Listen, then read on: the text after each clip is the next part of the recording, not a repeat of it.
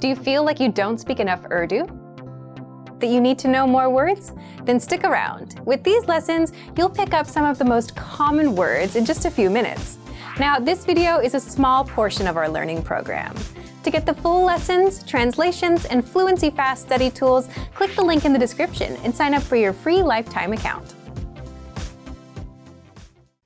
Assalamu alaikum. Hello everyone. Welcome to another lesson at Urdu Top Words. Our today's lesson is must know expressions for agreeing and disagreeing. Let's get started. मैं आपसे इससे ज़्यादा इत्तफाक नहीं कर सकता था. मैं आपसे इससे ज़्यादा इत्तफाक नहीं कर सकती थी. I couldn't agree with you more. मैं आपसे इससे ज़्यादा इत्तफाक नहीं कर सकती थी.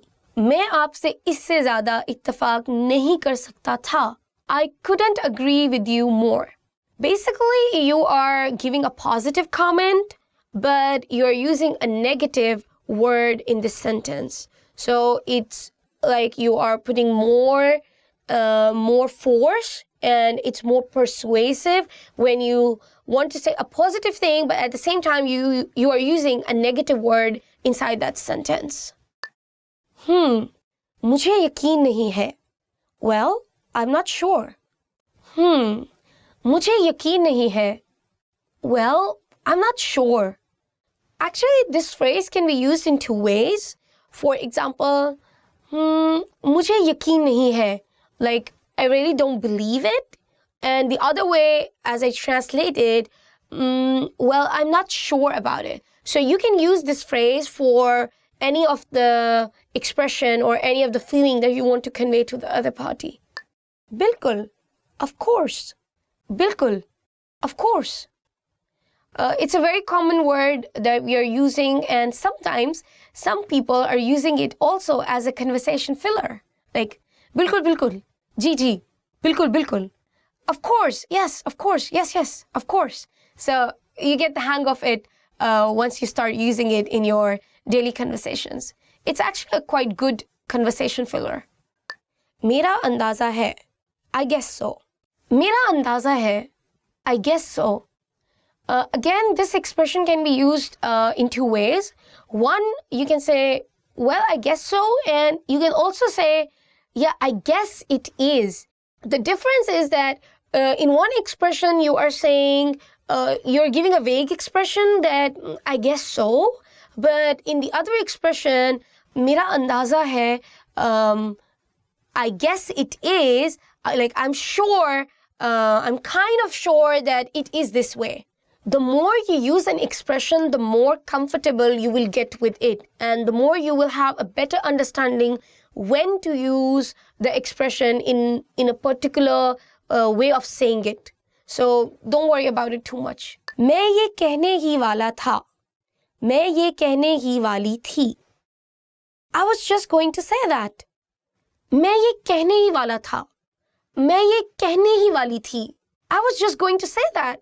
It's pretty simple. If you just hear something from someone and it's still in your mind and you're just like, I was just going to say that. So you just say that in Urdu.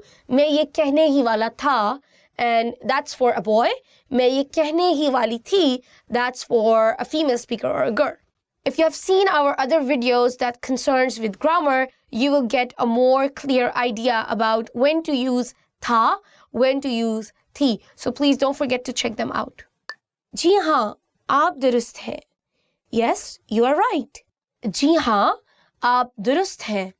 Yes, you are right. We use the word आप for elderly people or when we are in a formal situation. But in English, we are using you in almost every situation. It doesn't matter you're talking to a mother or you're talking to your younger sister.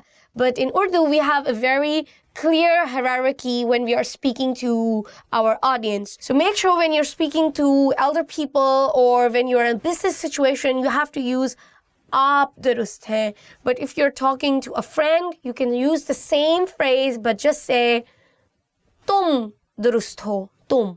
So tum is the informal आप or informal you. आप गलत हैं. You are wrong.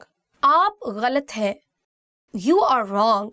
Over here, it's the same grammatical structure. So I'm using the word aap, which is for formal situations, and it's actually more polite to say someone aap galat hai rather than saying tum galat ho. So if I say tum galat ho, like tum galat ho, it looks more rude in some ways, and it might be offensive if you are using this word in a formal situation. But yeah, if you're using the word tum galat ho with a friend or with your partner or someone close to you, I think it's totally acceptable in that way. मैं ऐसा नहीं सोचता, मैं ऐसा नहीं सोचती. I don't think so. मैं ऐसा नहीं सोचता, मैं ऐसा नहीं सोचती. I don't think so. This phrase is actually conveying two meanings. One, as I just translated, I don't think so. And also you can say when you're talking or when you're giving a certain opinion about something and you say, I don't agree with it. So you can literally say, I don't agree with it. मैं ऐसा नहीं सोचती. मैं ऐसा नहीं सोचता. मैं मुत्तफिक नहीं हूँ. नहीं. I don't agree. No. मैं मुत्तफिक नहीं हूँ. नहीं. I don't agree. No. I think this is quite a strong expression, especially if you are in a formal situation, especially if you're working and you are talking to your boss, and it conveys a very strong opinion that I really don't agree with it, and it means a no from my side. So just practice and you will get a hang of it. मैं मुत्तफिक हूँ. I agree. मैं मुत्तफिक हूँ. I agree. So I hear you, I agree. Again, it's a very strong opinion, a very strong expression, and you can use it in formal or informal situations. But I think that people usually use heavy Urdu words generally when they are in formal situations. I hope, guys, you liked this video. If you did, please don't forget to give us a thumbs up and don't forget to comment below and subscribe to our YouTube channel. If you have any questions related to this topic or not to this topic, anyway, do comment. I'll be looking forward to it and answering all your questions. If you need to know more about our Urdu lessons, advanced material, and advanced videos for Urdu language, please check our website www.urdupod101.com. See you until next time. This is your host, Afra. Allah Hafiz.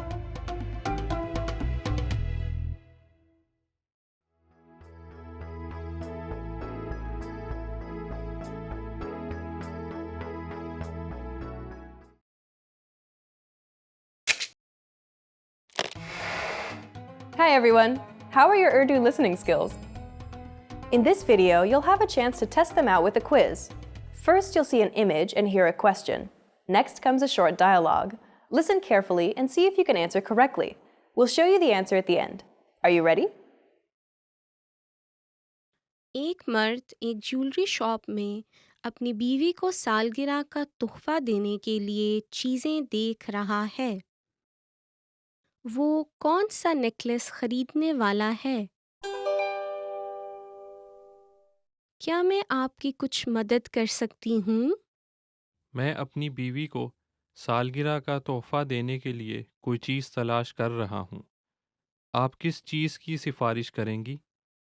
तो इस necklace के बारे में क्या ख्याल है? ये थोड़ा लंबा लगता है।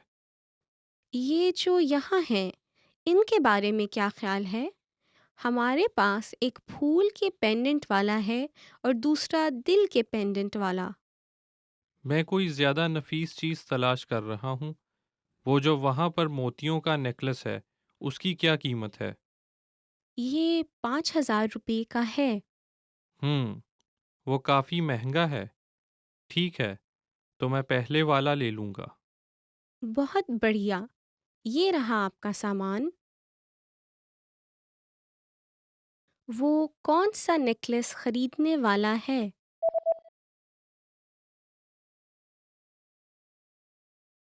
एक मर्द एक ज्वेलरी शॉप में अपनी बीवी को सालगिरह का तोहफा देने के लिए चीज़ें देख रहा है। वो कौन सा नेकलेस खरीदने वाला है? क्या मैं आपकी कुछ मदद कर सकती हूँ? मैं अपनी बीवी को सालगिरह का तोहफा देने के लिए कोई चीज़ तलाश कर रहा हूँ। आप किस चीज़ की सिफारिश करेंगी? तो इस नेकलेस के बारे में क्या ख्याल है? ये थोड़ा लंबा लगता है। ये जो यहाँ हैं, इनके बारे में क्या ख्याल है? हमारे पास एक फूल के पेंडेंट वाला है और दूसरा दिल के पेंडेंट वाला। मैं कोई ज़्यादा नफीस चीज़ तलाश कर रहा हूँ। वो जो वहाँ पर मोतियों का नेकलेस है, उसकी क्या कीमत है? ये 5,000 रुपये का है। हम्म, वो काफ़ी महंगा है। ठीक है, तो मैं पहले वाला ले लूँगा। बहुत बढ़िया। ये रहा आपका सामान। Did you get it right? I hope you learned something from this quiz. Let us know if you have any questions. See you next time.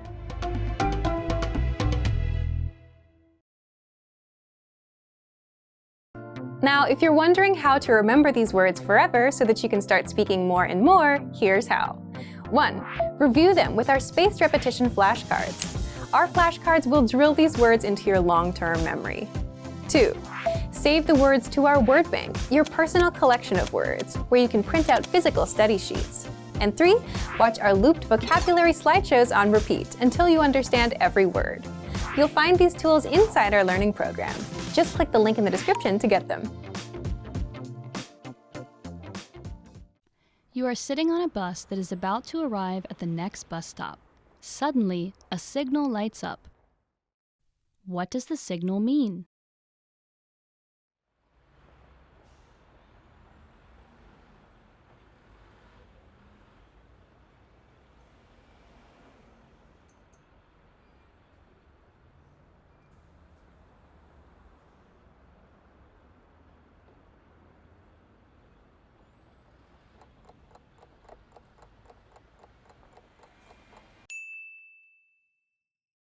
What does the signal mean?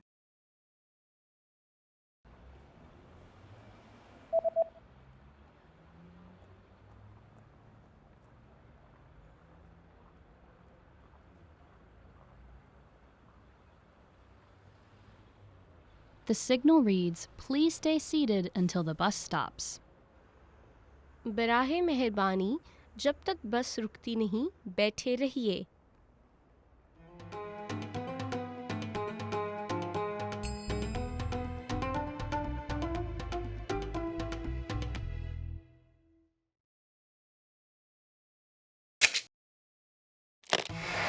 How are your Urdu listening skills? First, you'll see an image and hear a question. Next comes a short dialogue. Listen carefully and see if you can answer correctly.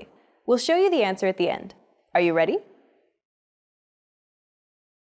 एक restaurant में एक मर्द और एक खातून menu देख रहे हैं। मर्द क्या ऑर्डर करने जा रहा है? आप क्या ऑर्डर करेंगी?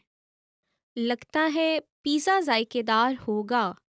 मेरा ख्याल है मैं वही लूँगी। मैंने कल ही पिज़्ज़ा खाया है, इसलिए। ठीक है, तो फिर हैमबर्गर के बारे में क्या ख्याल है? बेहतर है, मैं वो ही लूँगा। मर्द क्या ऑर्डर करने जा रहा है?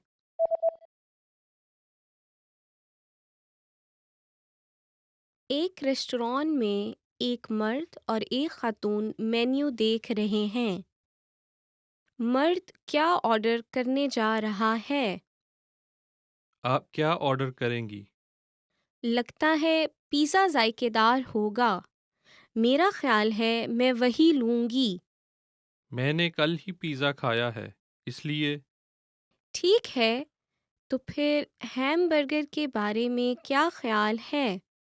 बेहतर है, मैं वो ही लूँगा। Did you get it right?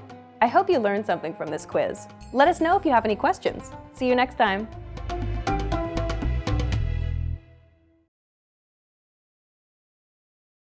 Want to improve reading in your target language? In this guide, you'll discover the top 10 ways to practice reading with our lessons and learning program. Let's begin. Number 1, start a lesson and read along with the lesson notes. With every lesson, you get bonus lesson notes. These give you the lesson in writing, the dialogue, the vocabulary, and the grammar explanations. So, as you listen to a lesson, read along with the lesson notes. By listening and reading along, you hear how each word is pronounced and can easily keep up. Number 2, read with the dialogue study tool. With the dialogue study tool, you get the line-by-line breakdown of a lesson's conversation. You get the text, the translation, the audio, and, if applicable, the romanization, so you can read and listen to each line individually. To practice your reading, reread and review each line until you master it. Then, move on to the next line. You get this feature in every one of our lessons. Number 3, read along with the lesson transcript. You also get transcripts with every lesson. These are word-for-word scripts of everything that was said in the lesson and are completely free to access, so use these to read along. Number 4, download the PDF notes and transcripts. Want to practice reading on your own time? Save the lesson notes and transcripts as PDFs to your device and keep them forever. That way, you can open them up and practice reading at any time. You can also print the PDFs out to keep as physical reading material. Number 5, practice with extensive reading books. Extensive reading is a learning tactic where you read as many books as possible at a level that's easy for you. And you follow these 2 rules. 1, you skip over words you don't know, and 2, you jump to a new book if the current one is boring. The goal is to help you master reading, vocab, and grammar simply by reading a lot without getting stuck on minor words. You can find extensive reading books from absolute beginner level to advanced. These are simple, one-line per page books, and all of the translations are on the lesson page. Simply look for the extensive reading pathways in the lesson library. You can also download these books as PDFs and print them out. Number 6, take your time and read slowly. Whether you're reading with the notes, books, or the dialogue tool, be sure to take your time. Read the lines slowly on the first try, just like a child would when they start learning to read. This is so you can get acquainted with every word. Number 7, then speed up your reading. Once you've read a line slowly and are familiar with the words, start speeding up. Reread that same line a little bit faster on the second try, and then a little faster on the third try. Doing this will help you read faster. Number 8, take the reading comprehension video lessons. These lessons are specifically designed to test your reading skills. You're presented with a real-life scenario, such as reading a sign at the train station, and are tested on the words presented on the screen. Don't worry, you get the answer at the end. And translations are available in the dialogue section. Number 9, get reading assignments from your Premium Plus teacher. You can also get assignments that cover listening, writing, speaking, and even reading from your teacher. These assignments can be tailored to your goals and needs. You get a new one every week, or anytime you're ready for a new one. Number 10, get even more lessons in the lesson library. If you want even more reading lessons, then visit our lesson library and under Category, choose Reading and Writing. You get instant access to all of the pathways and lessons that will help you master all areas of the language, including reading. And if you're ready to finally learn language the fast, fun, and easy way, and start speaking from your very first lesson, get our complete learning program. Sign up for your free lifetime account right now. Click the link in the description. And if you enjoyed these tips, hit the like button, share it with anyone who's trying to learn a new language, and subscribe to our channel. We release new videos every week. See you next time. Bye!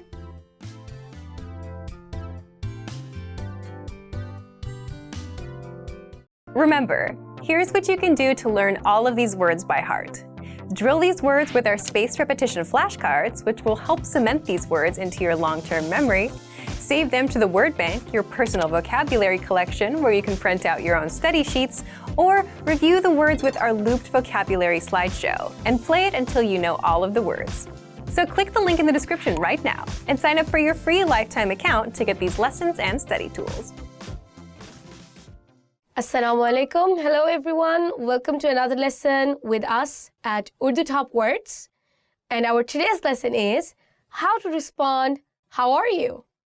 By the way, I'm good. Okay, let's get started. आप कैसे हैं? आप कैसी हैं? How are you? आप कैसे हैं? आप कैसी हैं? How are you? It's a pretty simple question and you can use it in an informal situation, also in a formal situation. और आप and you, और आप and you. So basically this question is an answer but asking a question. So you know what I mean? So if one person asks you, how are you? And then it's your turn to ask. So you just say, and you. So, और आप, आपका शुक्रिया, thank you. आपका शुक्रिया, thank you.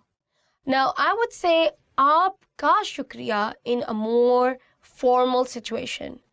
And in an informal situation, I would just say shukriya. No need to use the word aap or tum, or no need to use any kind of helping verbs like ka or ki. Just shukriya. Thank you. So there you go. मैं ठीक हूँ. I'm fine. मैं ठीक हूँ. I'm fine. This expression or this phrase you can use in both formal and informal situations. It's a pretty simple expression. I'm fine. मैं ठीक हूँ. And also, this expression does not have any kind of hierarchy attached to it. What I mean is that if you're talking to an elder person or you're talking to a younger person, you'll reply both of them the same way. I'm fine. मैं ठीक हूँ. मैं बुरा नहीं हूँ. मैं बुरी नहीं हूँ. I'm not bad. मैं बुरा नहीं हूँ. मैं बुरी नहीं हूँ. I'm not bad. Actually, this phrase has, interestingly, two meanings. One is, I'm not bad, as in, how am I? But I'm not bad, like, I'm not a bad person. And in Urdu, we have the same phrase, मैं बुरा नहीं हूँ. I'm not a bad person. मैं बुरा नहीं हूँ. I'm not doing bad. So it's more of a translation thing. But in Urdu, you have the same sentence, but the expression on your face is different when you're conveying that expression. I hope you understand it. It's not that confusing. मैं भी ठीक हूँ. I'm fine too. मैं भी ठीक हूँ. I'm fine too. So again, it's kind of an answer to a person already asking your question or inquiring about your health. And it's just merely an answer to that one. It's pretty simple. I'm fine. I'm fine too. मैं ठीक हूँ. मैं भी ठीक हूँ. मुझे नींद आ रही है. I'm sleepy. मुझे नींद आ रही है. I'm sleepy. I think it's good to know this one. Sometimes you're bored and you just want to be removed out of the spot. So you just say, मुझे नींद आ रही है. And again, there is no hierarchy attached to this specific phrase. You can just use it in any kind of situation. But yeah, try to keep your expressions polite. मुझे नींद आ रही है. I'm sleepy. Rather than saying, मुझे नींद आ रही है. I'm sleepy. So the expression actually makes a hell lot of a difference when you are having a conversation in the Urdu language. मुझे बुरा महसूस हो रहा है.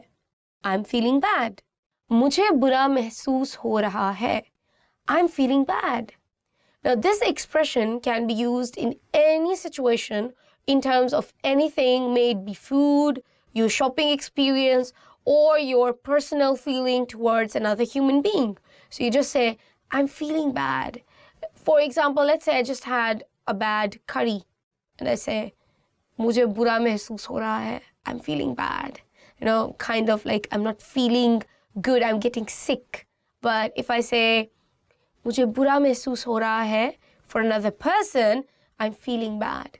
So you just got to practice it more in order to get the hang of using these expressions. And also they are very commonly used, so you just have to do more practice for these. मैं बेहतरीन हूँ. I'm great. मैं बेहतरीन हूँ. I'm great. बेहतरीन is also a word that describes the word better. I'm doing better. But the way you say it actually makes it I'm great. मैं बेहतरीन हूँ. I'm great. पूछने के लिए शुक्रिया. Thank you for asking. पूछने के लिए शुक्रिया. Thank you for asking. It's, I think, more used when we are talking to our elders or But I mean, you can use it for both formal or informal situations. As the translation says, thank you for asking. So it's polite. It's polite to use such phrases.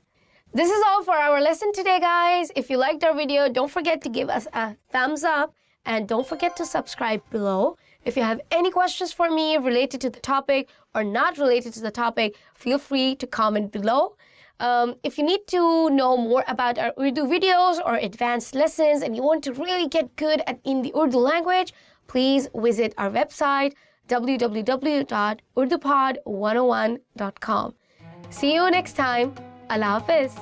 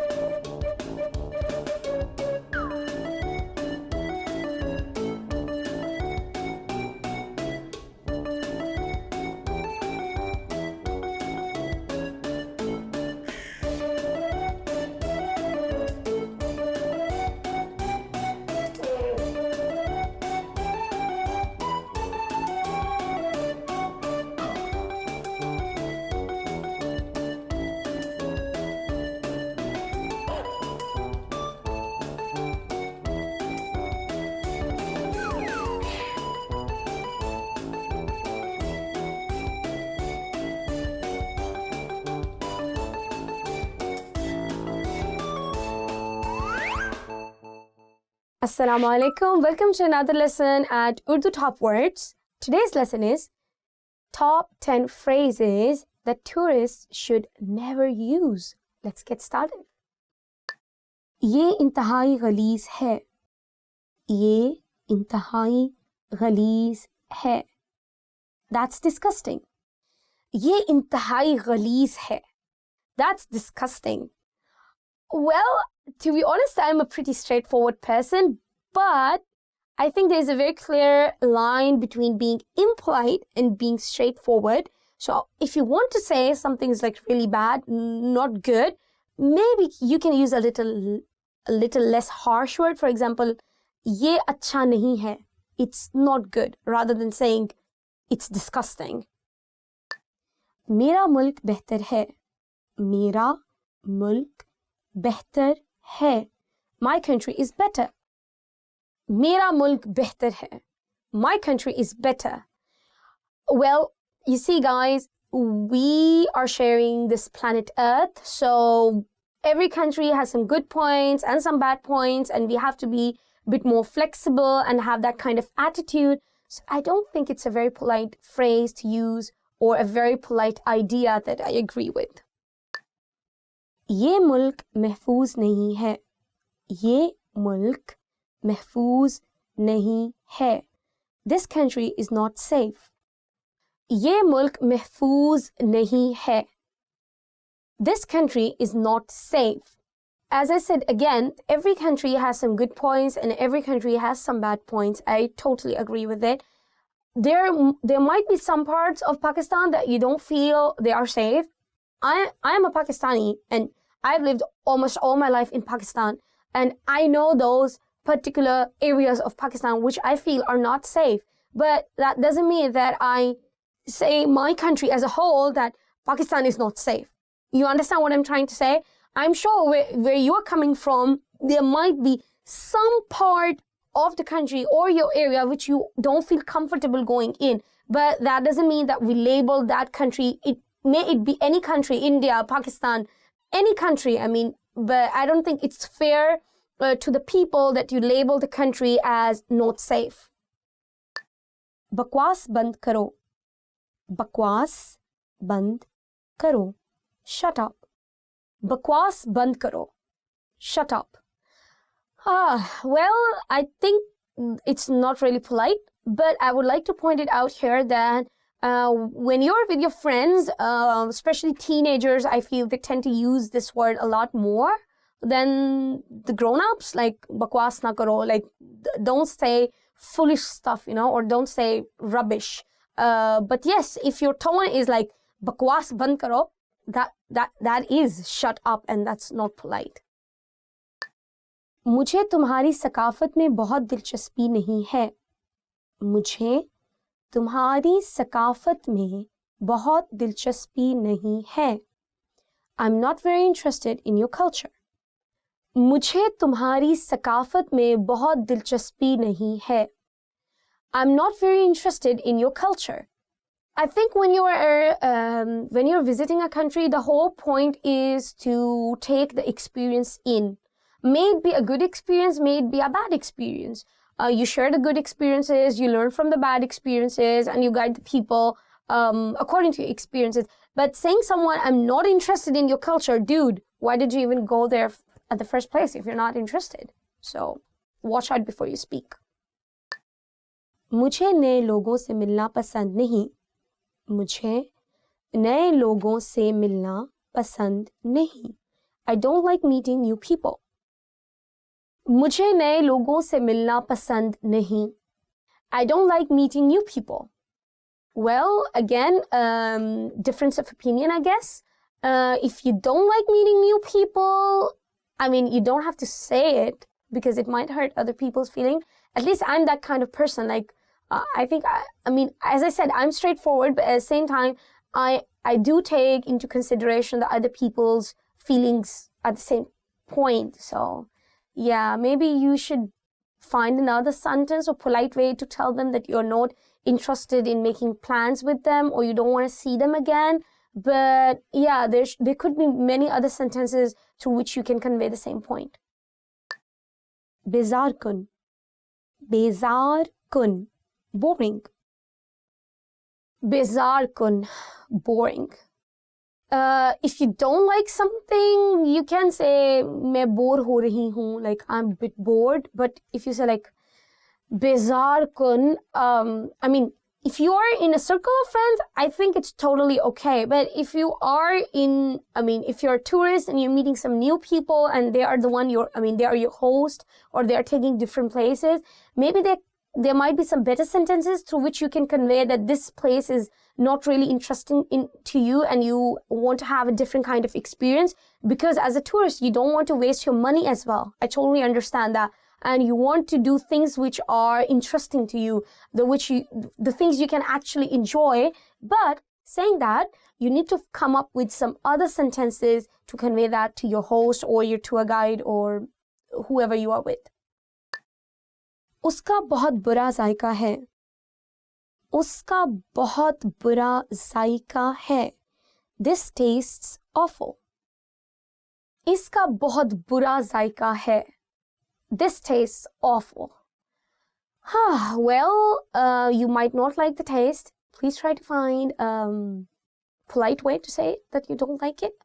But for me as a person, usually I leave the food and I just put it on the side, but I never say it that this is disgusting or I don't like it, because I feel, especially in Pakistan, why I'm saying it, see, people are really poor and it takes a lot of effort for those people, for any people, may it be a LA restaurant or a small restaurant, but it takes amount of time to prepare that food. Someone prepares it. Someone brings it to your table. Someone will clean those plates, and someone will give you the bill. So you see how many people are involved in that picture. But what I'm trying to say is that a lot of people are involved in preparing that food. So try to give a bit more room of leniency when you're giving opinions. I mean, this is the kind of person I am. So yeah, I think it's not really polite.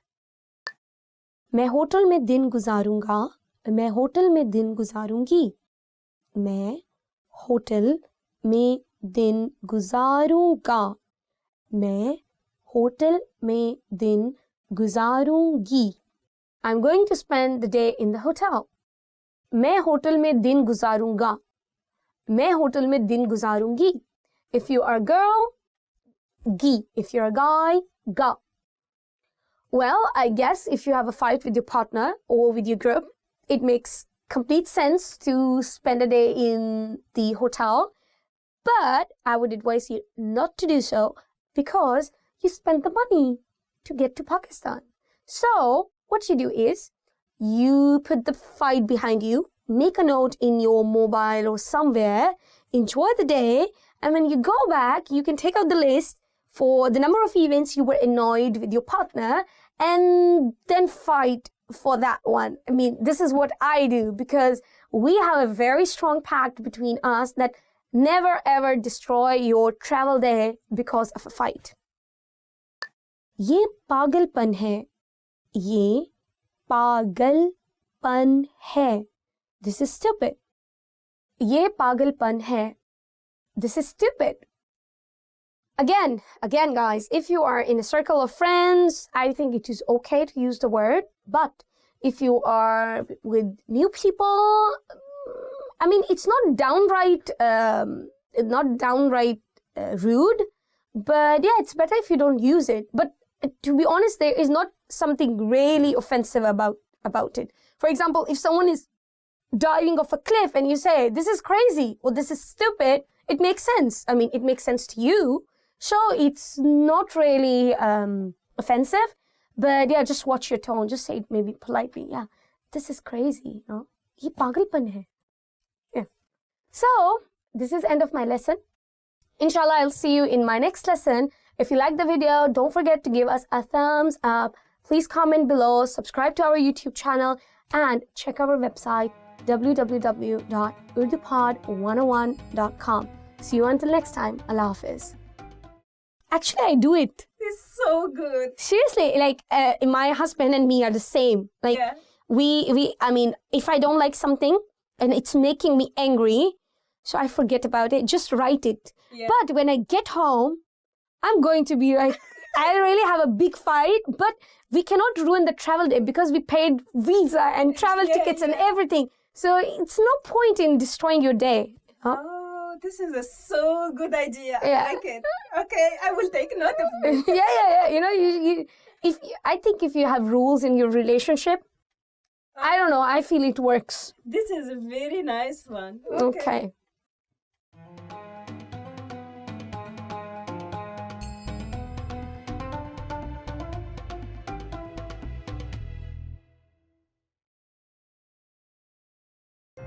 Hi everybody, I'm Afra from UrduPod101.com. Do you know what monsters Pakistani people are scared of? In this lesson, you will learn about 3 scary monsters in Pakistan.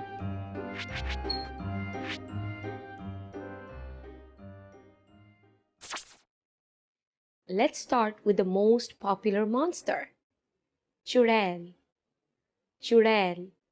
It can be translated as back-footed in English because it's a woman with backward-facing feet. She appears in deep, dark woods to lure unsuspecting travelers, mostly men. It is unclear what happens to them, but they never return home. That sounds pretty scary, right?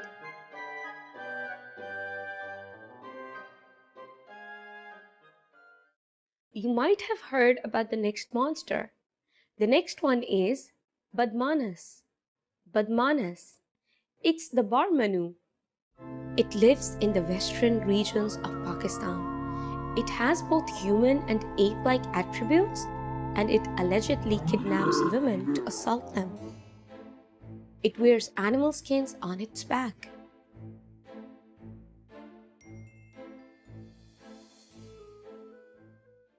Okay, here's the last monster. Salila. Salila. Have you heard of this next one? This is the Silla. A Silla is a female jinn. The creatures below demons and angels. They are treacherous and can change form. The Silla reportedly seduces men, captures them, and forces them to dance.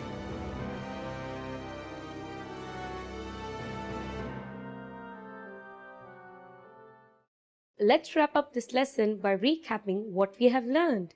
Listen to the names of each monster and repeat after me. Back-footed, Churel,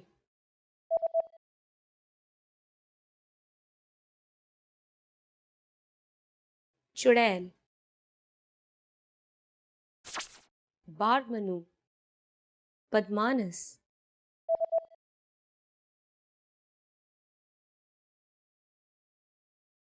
Padmanas, Silla, Salila,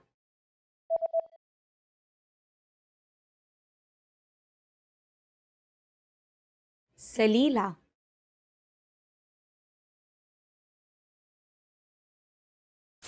Well done! Do you know how Pakistani people celebrate Halloween? Pakistan's Islamic customs are not in favor of Halloween celebrations. It is mostly observed by students of some universities and private schools. And that's it! You just learned about 3 of the scariest monsters in Pakistan. Now learn Urdu twice as fast by downloading all your PDF cheat sheets, including survival phrases, pickup lines, business etiquette, and more. Check out the description below and go to urdupod101.com now. I'll see you next time. फिर मिलेंगे. Bye.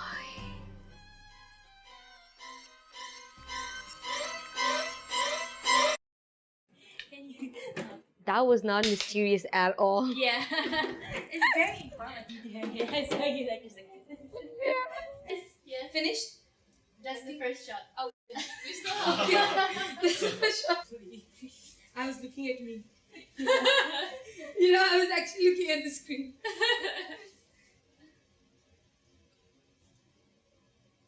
The creatures below, the creatures,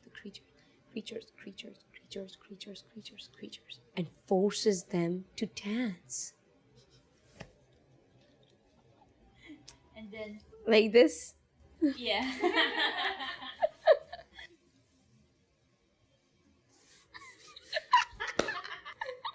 You gonna do it again or what? Hello, Assalamu alaikum. Welcome to Urdu Top Words. And today our lesson is top 10 phrases you will need for a date. Okay guys, so before we jump right into the lesson, I would want to talk about a bit about our culture and how is dating in Pakistan. So as you all might already be familiar with that Pakistan is an Islamic country.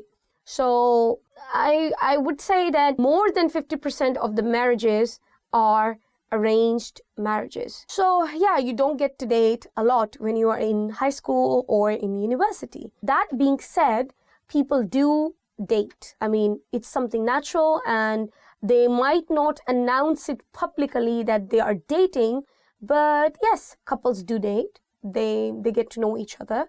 And if they feel confident enough and with the blessings of their family, they do get to get married too. But yes, you have to be just a bit more careful when you are in your workspace or when you are in your university.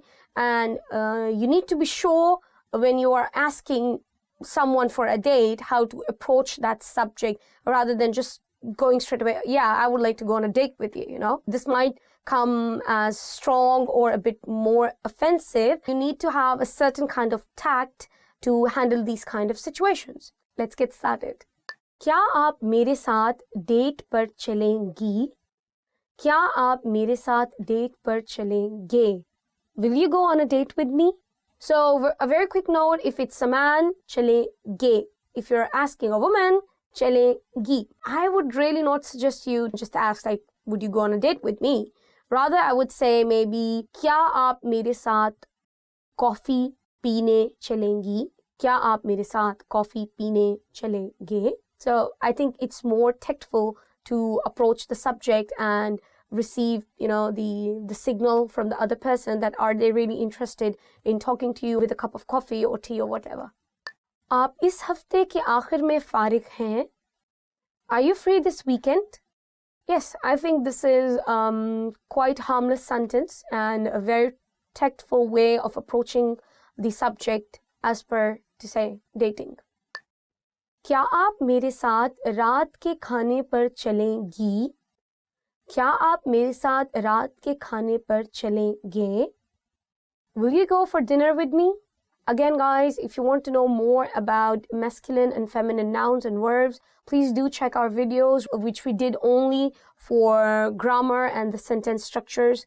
Visit our website and there are a lot of videos about grammar structures, especially for verbs and nouns. आप बहुत हसीन हैं. You are so cute. So we use the word haseen actually for beautiful, and there's one more word for beautiful that is khubsurat. So you can either use haseen or khubsurat, and I translated it as you are cute. So if you want to say someone cute, I think you should say आप cute हैं rather than haseen. हम कहीं और चलें. हम कहीं और चलें. Shall we go somewhere else? Yeah, maybe it's too crowded or noisy. So if you want to change the restaurant, so it's a good sentence to know. मैं आपको phone करूँगा. मैं आपको phone करूँगी. I will call you. This is a sentence that you can use anytime actually. May it be your workplace, may it be dating, or may you be just talking with your friends. I'll call you. मैं आपको घर छोड़ दूँगा. मैं आपको घर छोड़ दूँगी. I will drive you home. As I said, we are a pretty secular society, so we don't tend to see this kind of attitude that people go on a date and they're being dropped by their date at home. It's a good sentence to know if you need it, but we don't generally use it. हम कल किस वक्त मिलें? हम कल किस वक्त मिलें? What time shall we meet tomorrow? Pretty obvious. If you're going on a date, you need to be on time, but people don't tend to be on time. That is a general attitude in Pakistan. क्या मैं आपसे दोबारा मिल सकता हूँ? क्या मैं आपसे दोबारा मिल सकती हूँ? Can I see you again? I don't know. I'm busy. Yeah. आपका इस जगह के बारे में क्या ख्याल है? What do you think of this place? Yeah, pretty harmless to ask. What do you think of this place? I like it. It's zazzy. So guys, here is the end of another lesson. If you like the video, please don't forget to give us a thumbs up. Do comment below. Do check our website, www.urdupod101.com. I'll be waiting for your comments and do tell me your experiences of your dates in Pakistan. And I'll try to reply as much I can. And see you until next time. Allah Hafiz.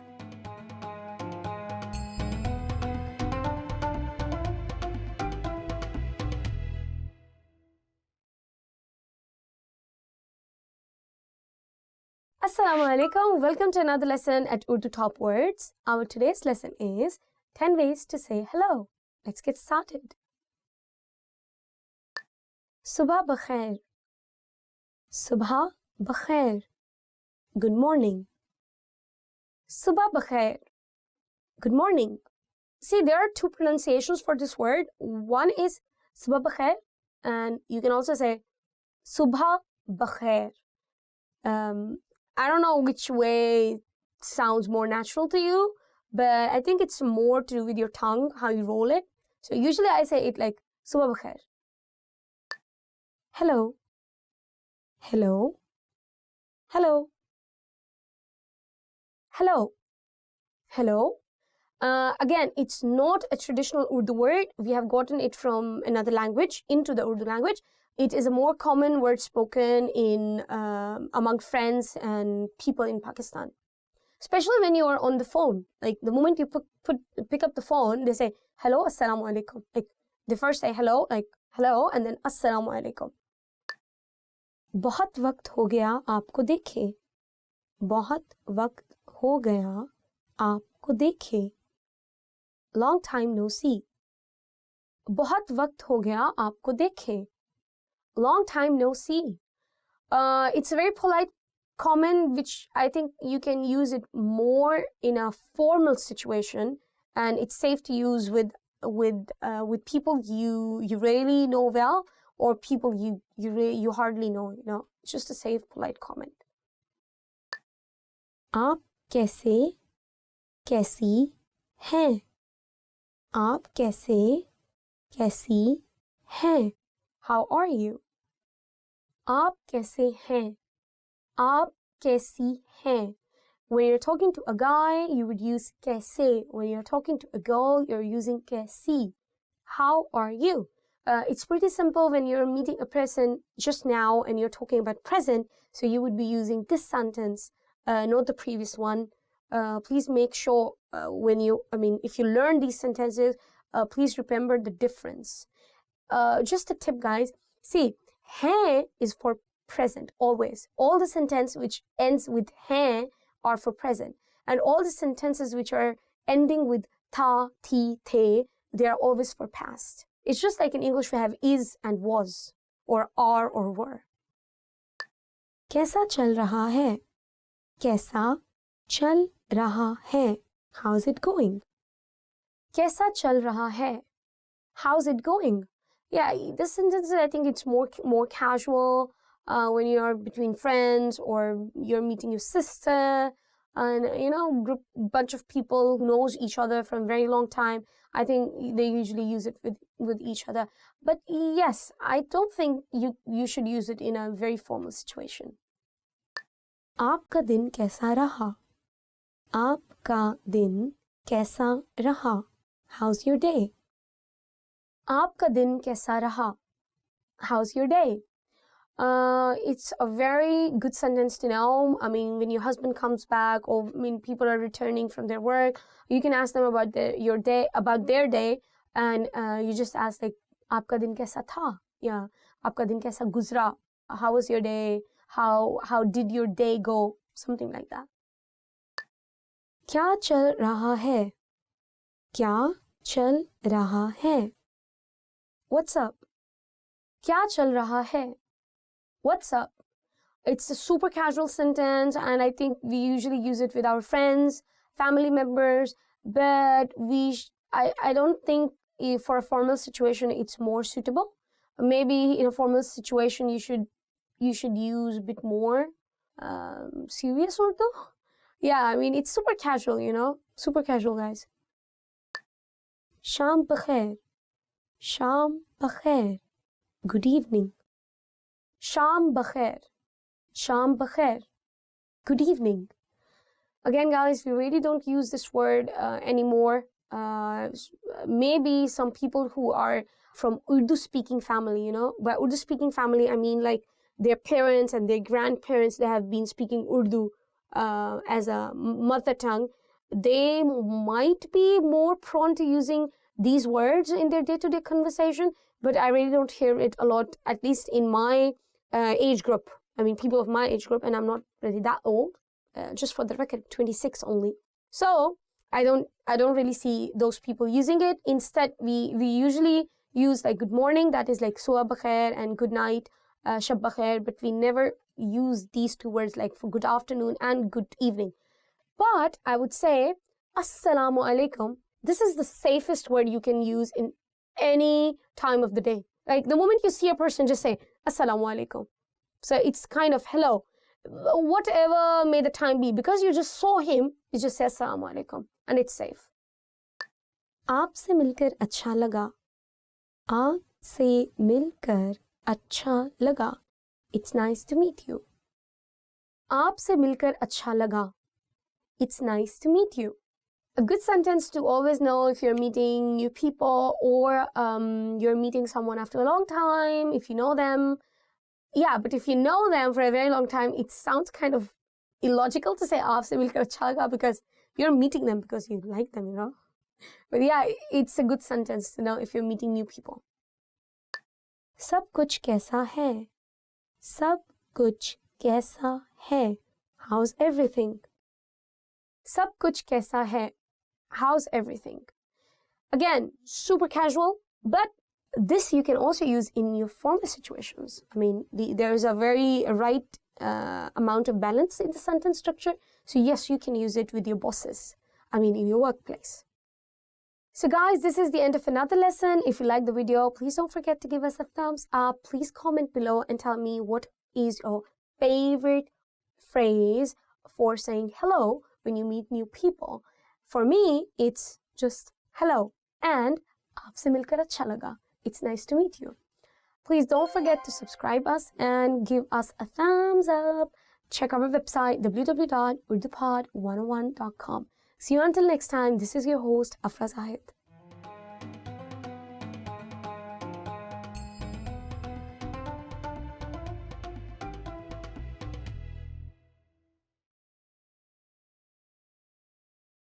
Hello, Assalamu alaikum. This is Afra and welcome to our series Urdu Top Words.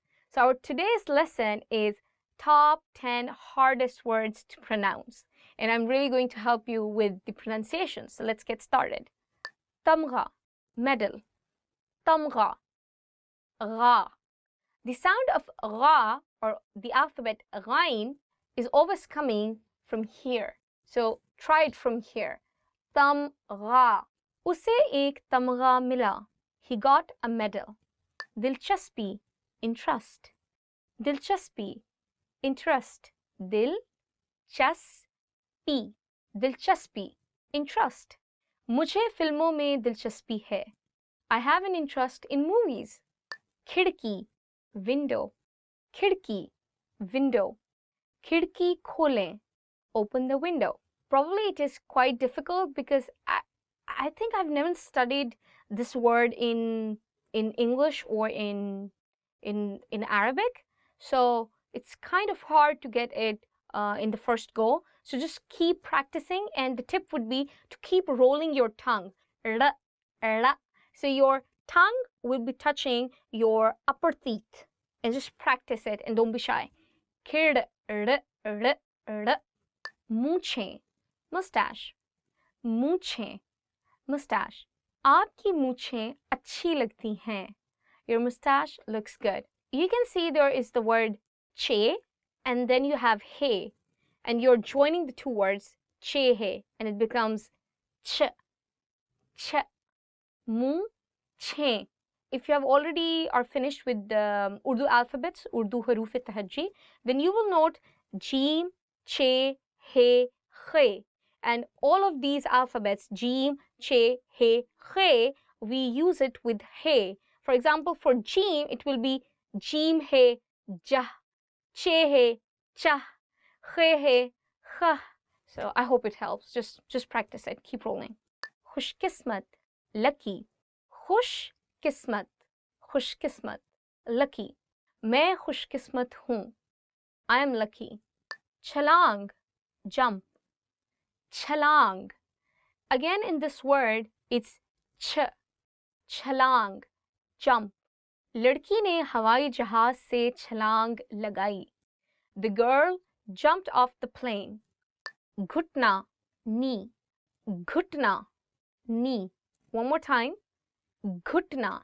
So it is gaf and you're adding it with he and it becomes gh, gh. घुटना. मेरा घुटना जख्मी है. My knee is injured. अखरोट, walnut. अखरोट. So this word khe, it also comes from your, I would say like throat. So you'll really have to do is like अखरोट. मुझे अखरोट पसंद है. I like walnuts. ग़ज़ाइयत, nutrition. ग़ज़ाइयत, nutrition. इस खाने में अच्छी ग़ज़ाइयत है. This food has good nutrition. I would like to point it over here that the alphabet haruf tahajji, zal. So ग़ज़ाइयत, ग़ज़ाइयत. There are two alphabets in Urdu. One is ze and one is zal. And there is a slight difference in how you say it. For example, in this one, you are saying ghazayat. And the one that is ze, that is very, very sharp, very sharp. So this is, I would say, a bit more soft. Tajassus, curiosity. Tajassus, curiosity. उसका तजस्सुस उसकी सेहत को नुकसान पहुंचा रहा है. His curiosity is damaging his health. So this is the end of our lesson. I hope you liked our video. If you did, please make sure to give us a thumbs up. Make sure to please subscribe down below and check our website www.urdupod101.com. See you next time. Allah Hafiz.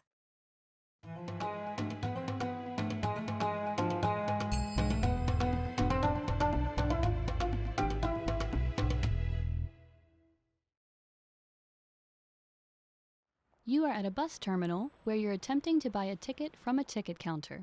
There are 4 different counters. Which counter should you line up at to go to the south side of the city?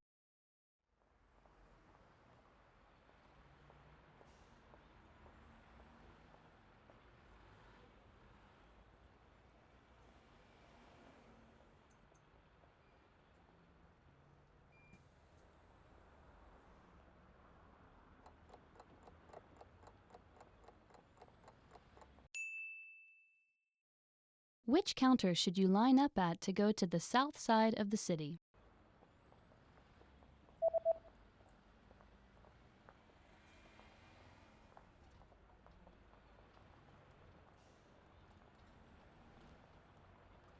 The third counter is the counter for bus tickets that go to the south side of the city. तीसरा counter.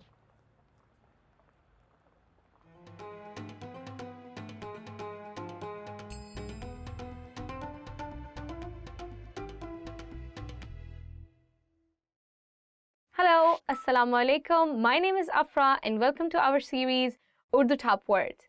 So our today's lesson is Top 10 Ways to Remember Words. Let's get started. Dohrai, repetition. Dohrai, repetition. Dohrai सीखने का अहम हिस्सा है.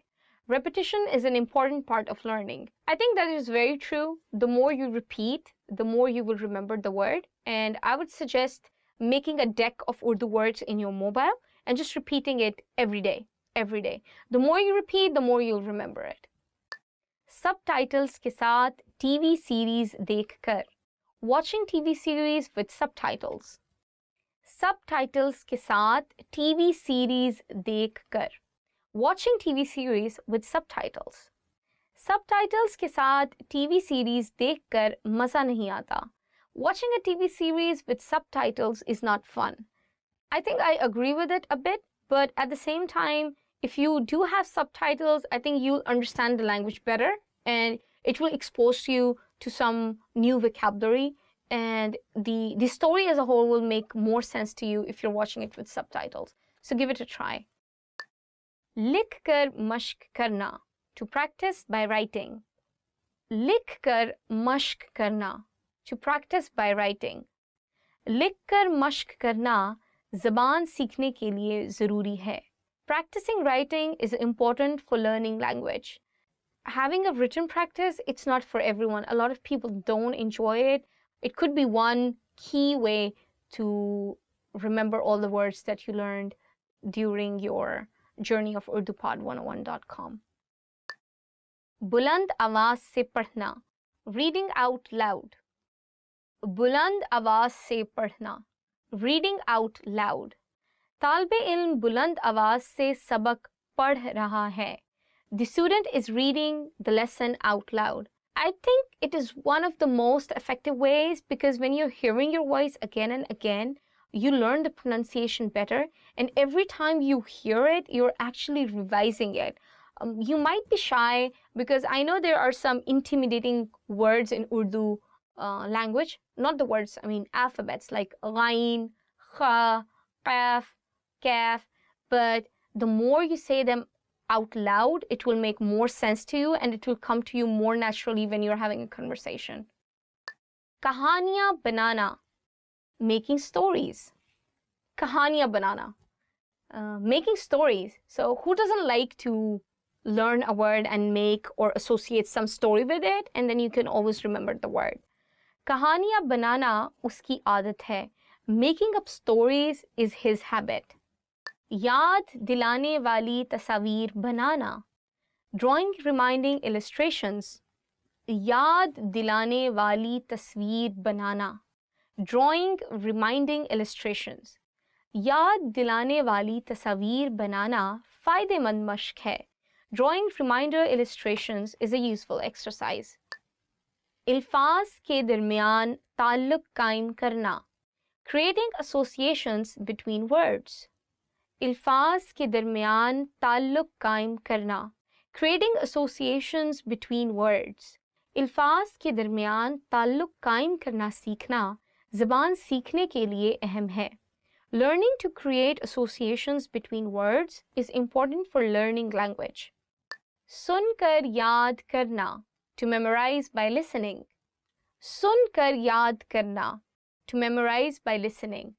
सुनकर याद करना मुश्किल है. Memorizing by listening is difficult. सादा इबारतों को पढ़ना.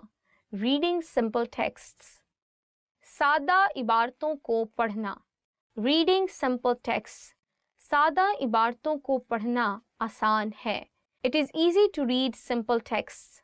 I think for learning a new language, this is the most effective technique of all, that always read. Wherever you're going, like even as a tourist, just try to read the words on the signboard.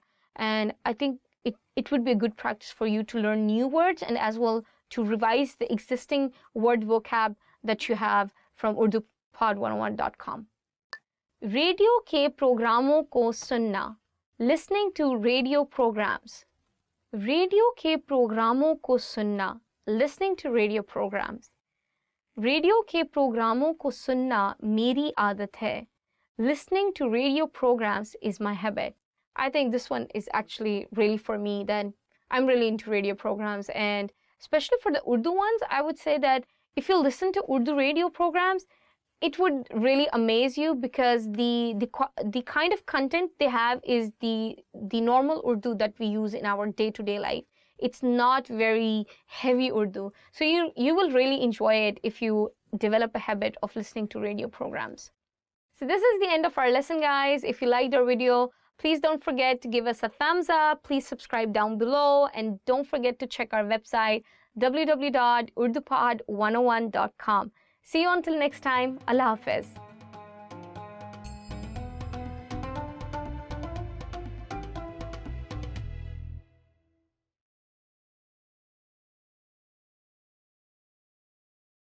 Hi everyone! Do you know the 1,000 most useful phrases in Urdu? In this lesson, you'll be able to know all of them, so sit back, relax, and have a cup of tea as you listen and learn. गुसल खाना कहाँ है? ज़रा सुनिए. ज़बरदस्त. मेरे कुछ तहफ़्फ़ुज़ात हैं. ये कितने का है?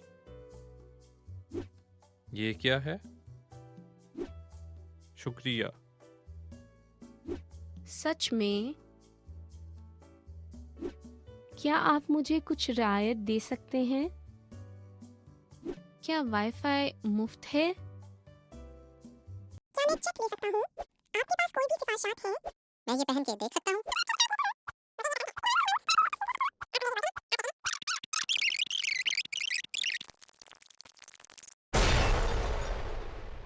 You just learned the 1,000 most useful phrases in Urdu.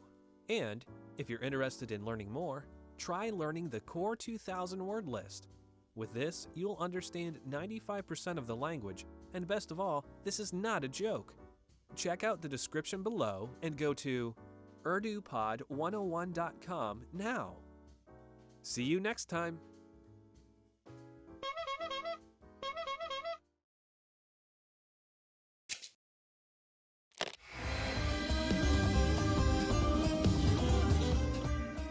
Selam arkadaşlar, ben Zehra.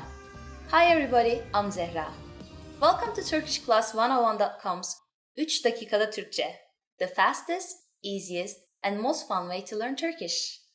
In the last lesson, we learned how to count in Turkish. I hope you spent some time practicing the numbers. because they will come in handy today. We're going to learn how to go shopping in Turkey. Before we go, you need to know how to say, how much is it? Bu kaç para? Bu kaç para? Are you ready to go to shopping in Turkey? Let's go. You see something you like and want to ask the shopkeeper how much it costs. The first thing to say to a shopkeeper is, affedersiniz. Do you remember what that means? Excuse me. Affedersiniz. Bu kaç para? Affedersiniz. Bu kaç para? If you want to be more specific when asking, how much is this? You can either point out the object or show it. If you're holding the item, you probably should use this. Bu. Affedersiniz. Bu kaç para? However, if you're pointing out the item, that would be more suitable. Affedersiniz. Şu kaç para? At this point, the shopkeeper can answer by saying bu, şu, or o, and then the price. For example, bu 21 lira. Şu 21 lira. Or o 21 lira. What number is 21? I'm not telling you. Okay. It's 21. It costs 21 liras. Now, it's time for Zehra's insights. A quicker way to ask how much is ne kadar, which literally means how much. For example, bir espresso, ne kadar? One espresso, how much? At this point, can you count liras in Turkish? We're going to learn how to do this and much more in the next lesson. I'll be waiting for you in our next 3 dakikada Türkçe lesson. Görüşmek üzere.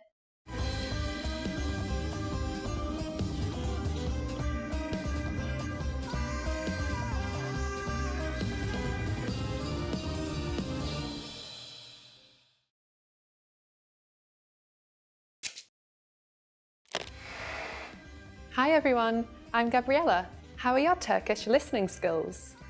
In this video, you'll have a chance to test them out with a quiz. First, you'll see an image and hear a question. Next comes a short dialogue. Listen carefully and see if you can answer correctly. We'll show you the answer at the end. Are you ready?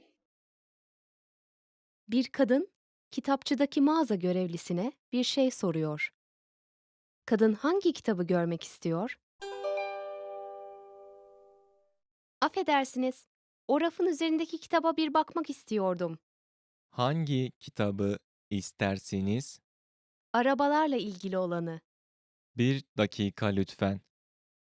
Bu mu? Evet, o. Buyurun.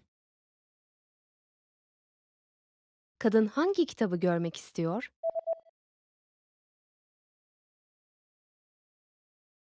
Bir kadın kitapçıdaki mağaza görevlisine bir şey soruyor.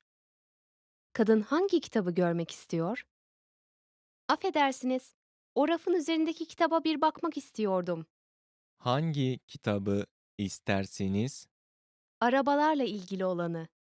Bir dakika lütfen. Bu mu? Evet, o. Buyurun. Did you get it right? I hope you learned something from this quiz. Let us know if you have any questions. See you next time.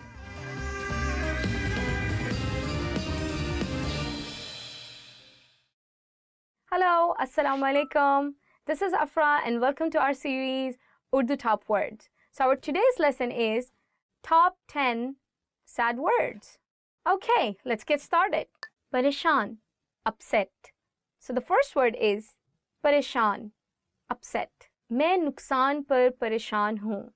I'm upset over the loss. This word, I think, is the most common word that you would hear women using it, and it's even used for expressing even if you're a little upset. मैं परेशान हूँ. And I think this word is the most common word out of all the words that we are going to learn today. Dil shikan, hurt. दिल शिकन, hurt. मैं आपके कलिमात की वजह से दिल शिकन हूँ. I'm hurt by your remarks. तन्हा, lonely. तन्हा, lonely. मैं आपके बगैर तन्हा महसूस करता हूँ. I feel lonely without you. उदास, sad. उदास, sad. वो उदास है. He is sad. दुखी, miserable. दुखी, miserable. वो लड़की दुखी है. That girl is miserable. फरियाद, cry. फरियाद, cry. कोई भी गरीबों की फरियाद नहीं सुनता है. No one listens to cry of poor. So even though I translated the word faryad as cry, it does not literally means crying as in crying as a person. Faryad means making your case or your appeal. Nobody listens to the appeal or the point of view of the poor people. So in this context, we use the word faryad in Urdu. Hausla shikan, discouraged. Hausla shikan, discouraged. वो कारोबार में नुकसान के बाद हौसला शिकन है. He is discouraged after the loss in business. मायूस, disappointed. मायूस, disappointed. टीम की कारकर्दगी मायूस किन थी. The team's performance was disappointing. I think after the word pareshan, this would be the most common word that you would encounter in your daily conversations. So do remember this one. Nakhush, unhappy. Nakhush, unhappy. मैं इस मसरूफ शहर में नाखुश हूँ. I am unhappy in this busy city. Nakhush is kind of opposite to the word khush, which means happy. And I think you can use it in almost any situation, that if you're unhappy about your food or the movie or the clothes, or so it's an easy word to use with any kind of noun or verb. Takleef deh, painful. Takleef deh, painful. Talaq ek takleef deh amal hai. Divorce is a painful act. I would just like to highlight over here that the word takleef itself means pain, and you can also use this word in expressing your physical pain if you have any. So yeah, it's a good word to learn.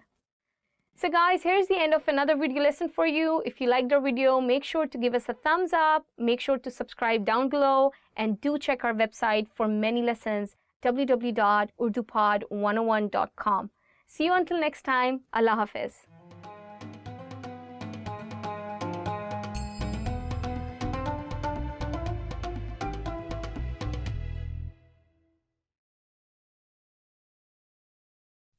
You've just gotten off a bus at a bus terminal. Suddenly, a person hands you a leaflet. What kind of deal is offered on this leaflet?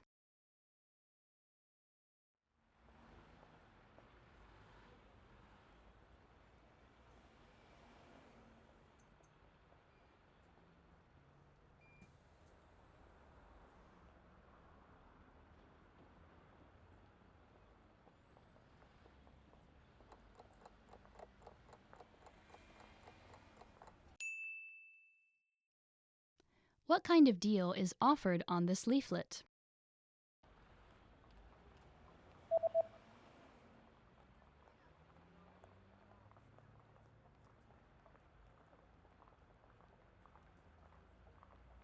The offer is buy two, get one free. दो खरीदें एक मुफ्त हासिल करें.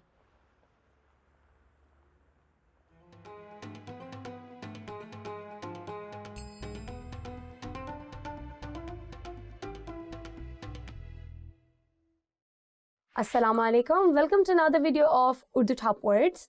So our lesson for today would be top 10 phrases your parents always say. Let's get started. Khayal rakhna. Khayal rakhna. Be careful. Khayal rakhna. Be careful. This word also tends to mean please take care. And yes, we can also use it for be careful. Khamosh raho. Khamosh raho. Be quiet. खामोश रहो. Be quiet. I think it depends upon your body language when you are speaking these words that the sentence itself can be soft but can also be harsh, like खामोश रहो, like be quiet. But yeah, खामोश रहो, like stay quiet or be quiet. अपना घर का काम करो. अपना घर का काम करो. Do your homework. अपना घर का काम करो. Do your homework.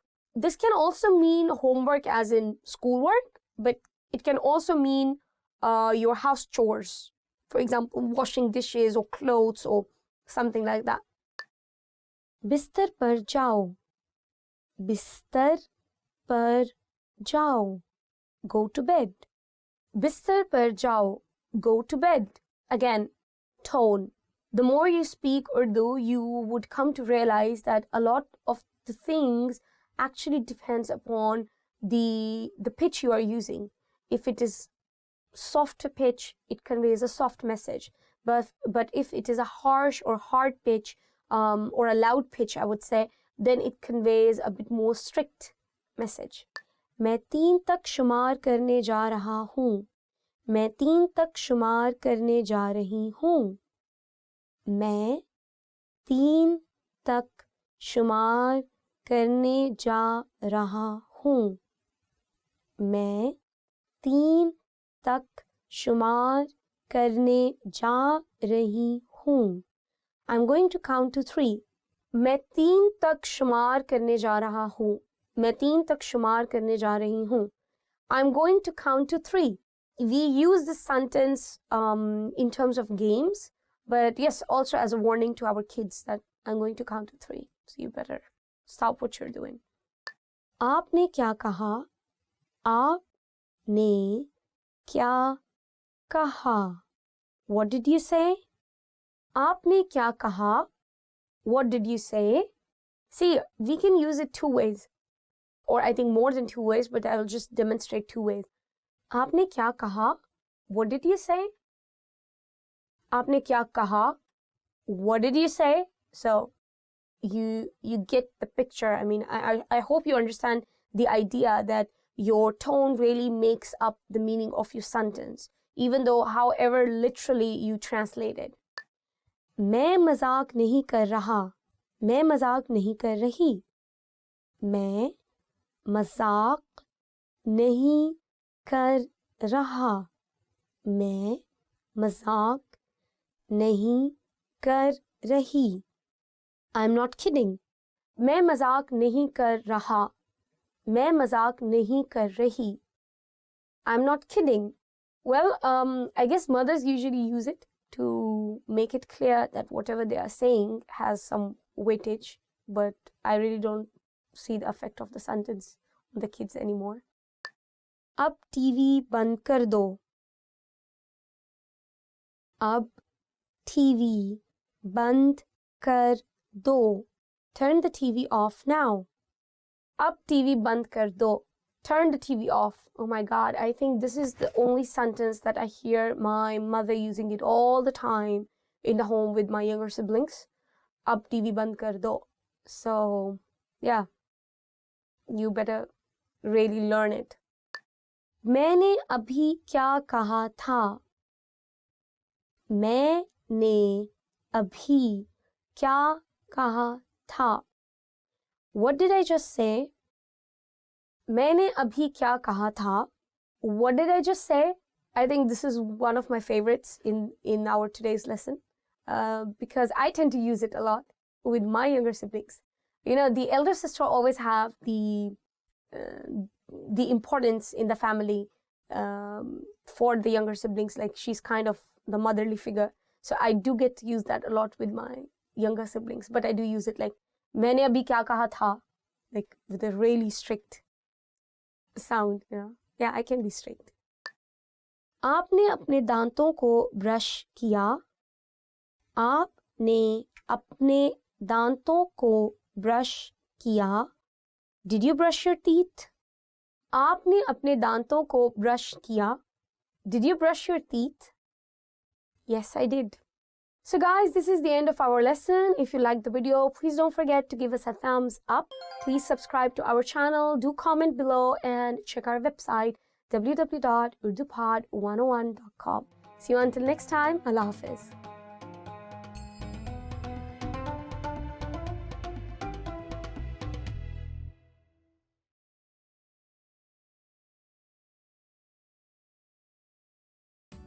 Hi everybody, I'm Afra from UrduPod101.com. Do you know how to say thank you in Urdu? In this lesson, you will learn 3 different ways to say thank you and how to respond.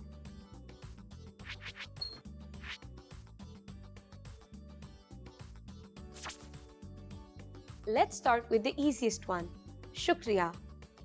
Shukriya. It means thank you.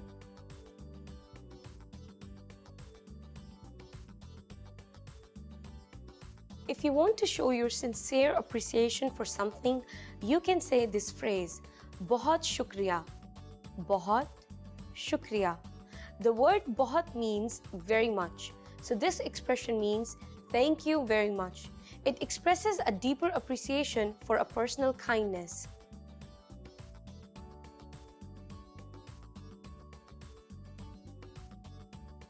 When you want to show your appreciation, you can also say Jazakallah. Jazakallah. It literally means may you get rewarded by Allah.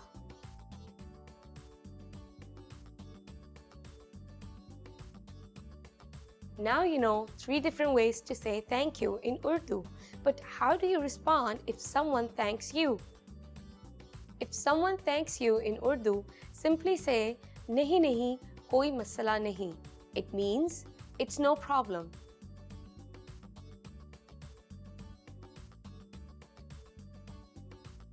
Let's wrap up this lesson by recapping what we have learned. Listen to the expression and repeat after me. Thank you. Shukriya.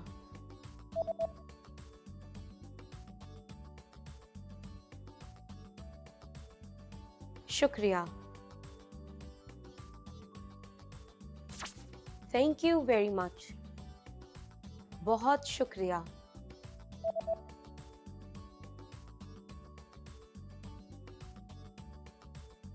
Bahut shukriya. May you get rewarded by Allah. Jazakallah.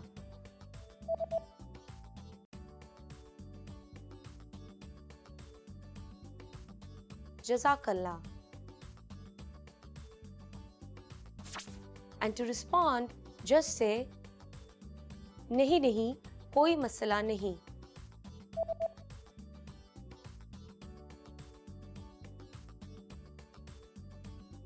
Nahi nahi, koi masala nahi.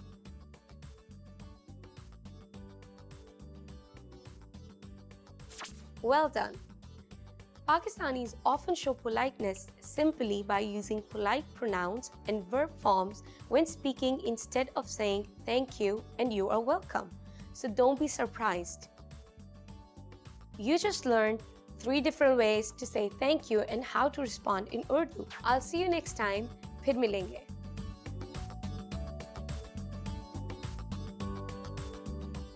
Hello, Assalamu alaikum.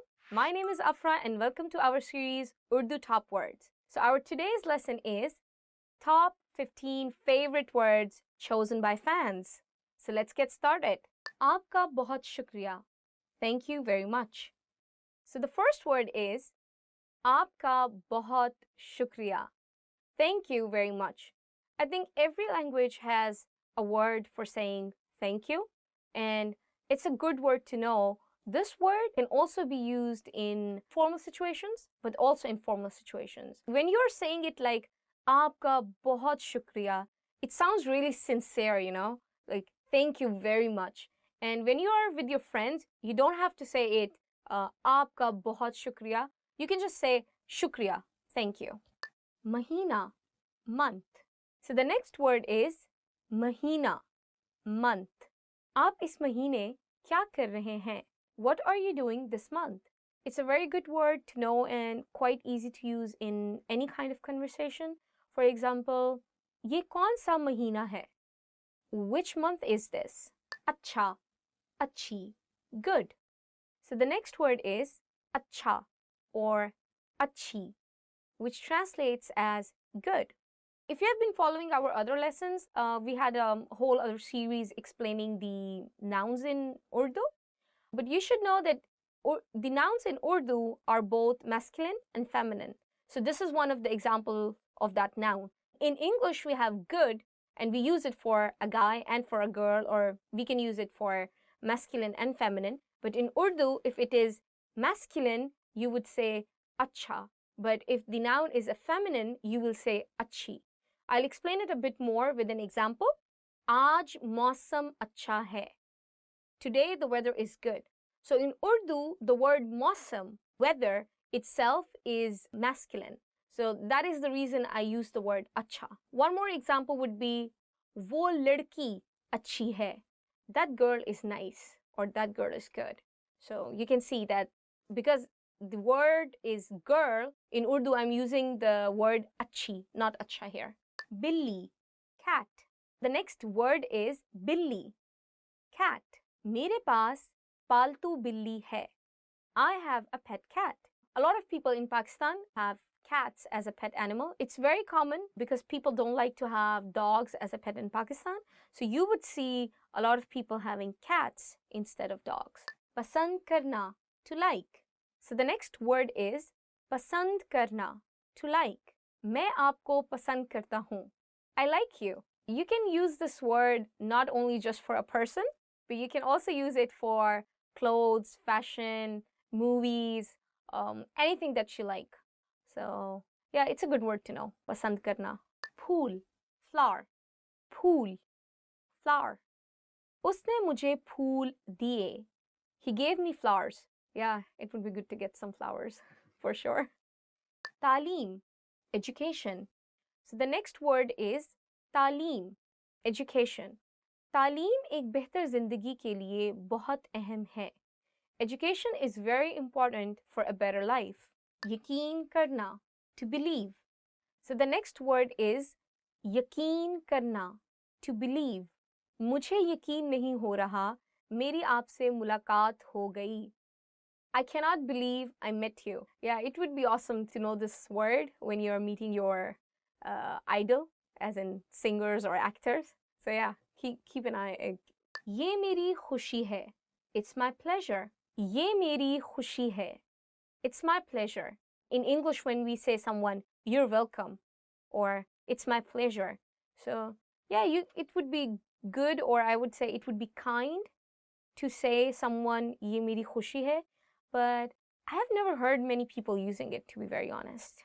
So instead, I would recommend using nahi nahi, koi masla nahi hai, like it's no problem at all, or it was my pleasure. It gives the same kind of meaning. Tasveer, photograph. Tasveer, photograph.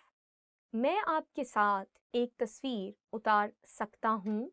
मैं आपके साथ तस्वीर उतार सकती हूँ. Can I take a picture with you? So you would have noticed that I used the word sakta hu and sakti hu in the same sentence. As I said, that in Urdu we have a very clear definition of masculine and feminine nouns. So that was the thing I was repeating again for you. So if you're a guy, you would say sakta hu. But if you're a girl, you would say sakti hu. But the noun itself, tasweer, that wouldn't be changed. Masjid, mosque. So the next word is masjid, mosque. मेरे गांव में एक masjid है. I have a mosque in my village. In Pakistan, there are many beautiful mosques for you to visit. For example, in Lahore, you can just go and see Badshahi Masjid, the Badshahi Mosque, and it's more than 800 years old. One of the biggest mosques in Pakistan, and really, really beautiful. You can see all the Mughal architecture and the designs in that particular one. Then we have another one in Islamabad, the capital city of Pakistan, that is Faisal Mosque, Faisal Masjid, which is another beautiful masterpiece, and it was a gift from the Saudi government to Pakistan. So if you're there, make sure to check that one out. Rakam, money. So the next word is rakam. money. आपको ये रकम कहाँ से मिली?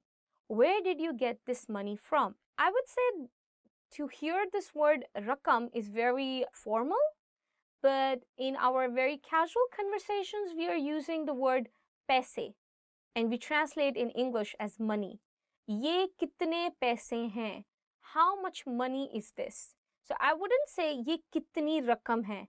Even though the word rakam means money, but it's quite a heavy word to use in your daily conversation. So I would recommend you to use the word paise instead of rakam.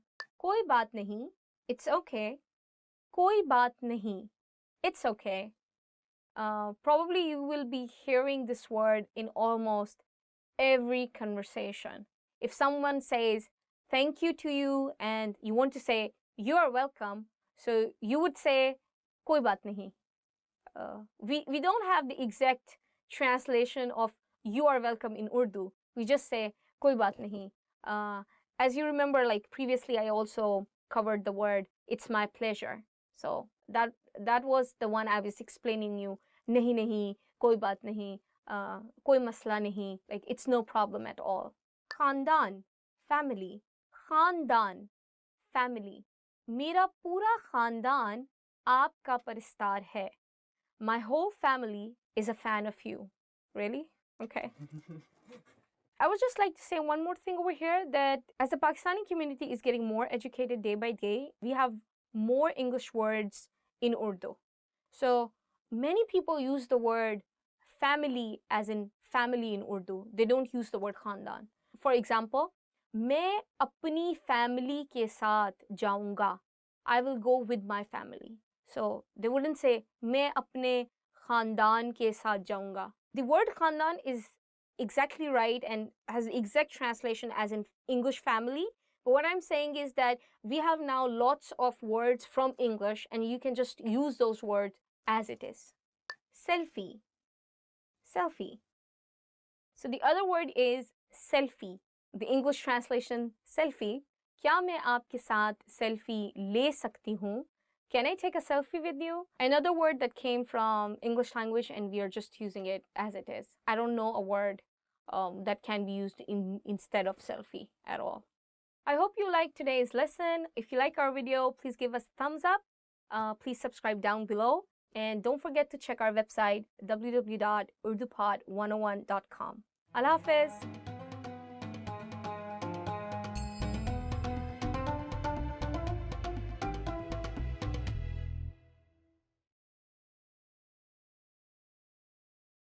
Hello, Assalamu Alaikum, and welcome back to Urdu Top Word series. Today we are going to talk about top 15 must-know family words. So let's get started. Khandan, family. मेरा खानदान छोटा है. मेरा खानदान छोटा है. My family is small. So basically the word khandan is for family, but talking about our culture, I think it also includes our extended family, which means we are also including our uncles and aunts and our cousins and so on. Walid, father. मेरे वालिद engineer हैं. मेरे वालिद engineer हैं. My father is an engineer.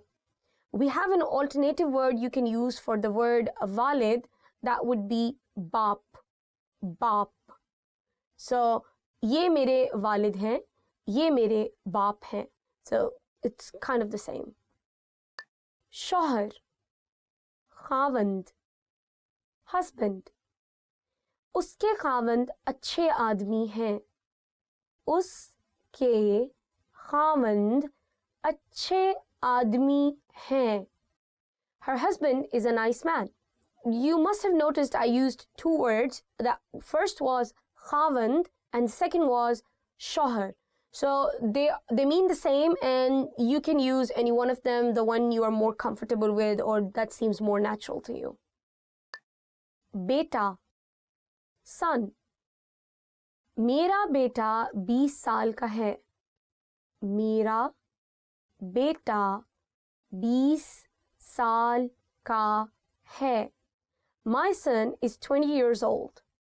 The word beta is used for son, and as I think we already discussed in our previous videos that in Urdu, for every noun and verb, we do have the masculine and feminine words, like separate. So for a woman, it would be beti, and for just a man, it would be beta. Bhai, brother. मेरा भाई banker है. मेरा भाई banker है. My brother is a banker. One more thing, that in Pakistan, when we don't know many people and we are in the market and we just meet a man on the shop, and we think that he's not really he's not middle-aged, he's not really old, and he looks young to us, so we usually address them as bhai, like bhai ye dena, brother, please give me this. So it's very common. And similarly, the guys at the shop, they also tend to address women as baji. If the women are like a bit, maybe in their 20s or 30s.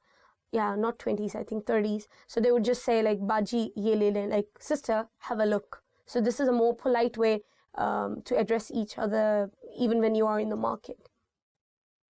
Khalu, phupha, mamu, chacha, uncle. मेरे चचा के 4 बच्चे हैं. मेरे चचा के 4 बच्चे हैं. My uncle has 4 kids. So you might have noticed that in Urdu I actually use 4 words. Khalu. So khalu is the husband of your mother's sister. Pupa is the guy who is the husband of your father's sister. Mamu is the guy who is the brother of your mother. And lastly, chacha. So chacha is the younger brother of your father. So in Urdu, we have names for all of these guys, but in English, we just say uncle, which is pretty easy. But it does have a sort of its own charm when we have specific name for a specific relation, and it does sound more cozy, more closer to them. So yeah, it's good to know. You should learn them. Dada, grandfather.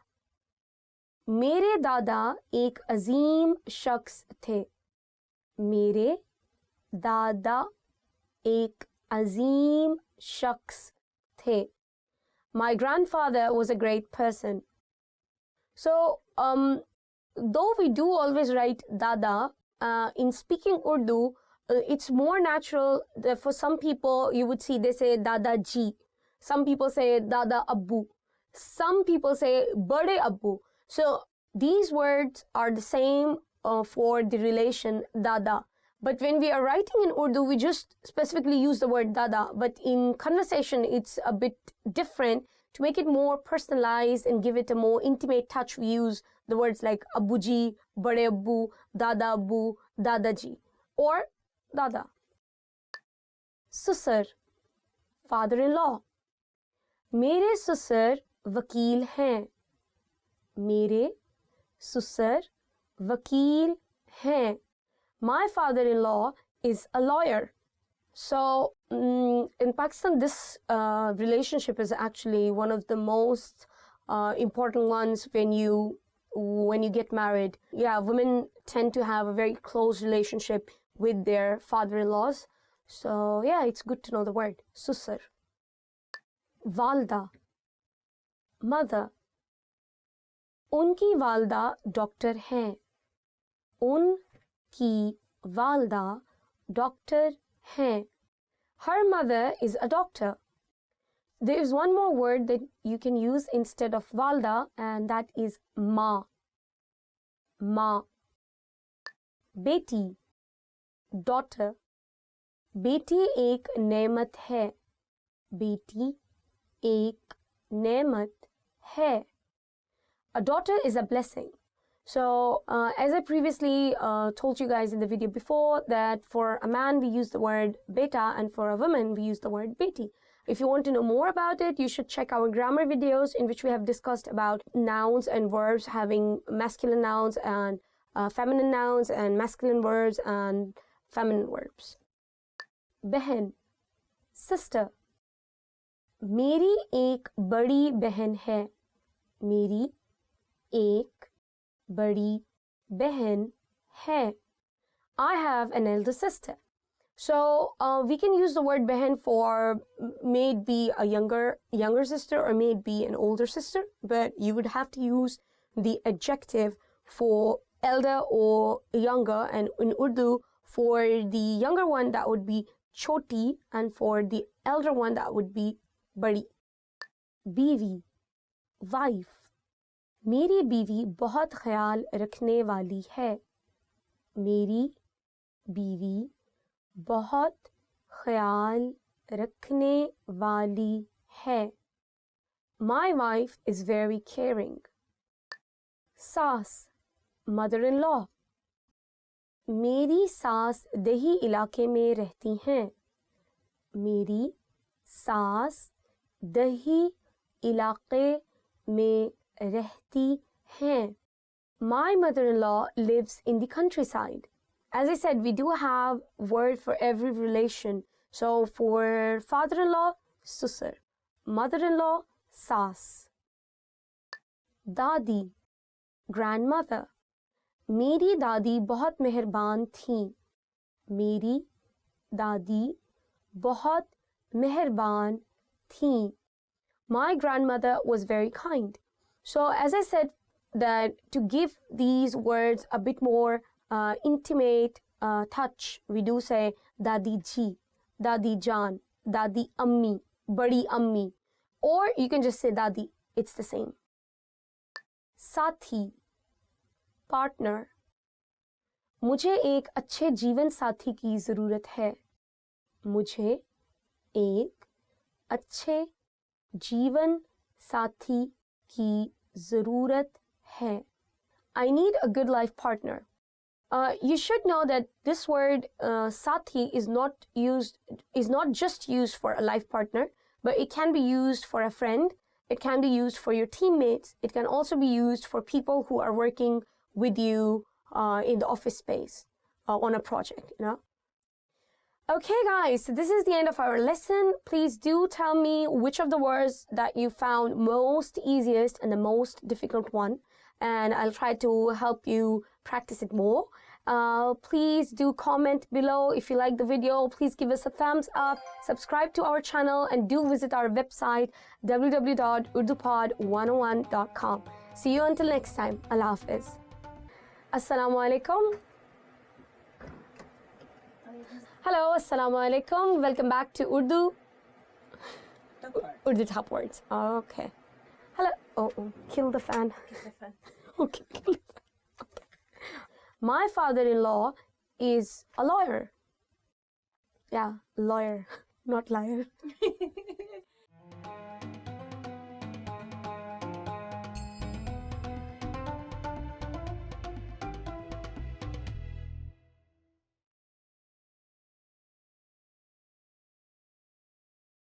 Hi everybody, I'm Afra from UrduPod101.com. Do you know how to say bye in Urdu? In this lesson, you will learn 3 parting expressions in Urdu.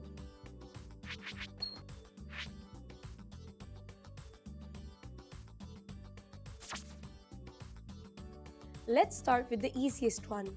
Khuda Hafiz. Khuda Hafiz. This means goodbye in Urdu. You can use this parting expression for any occasion.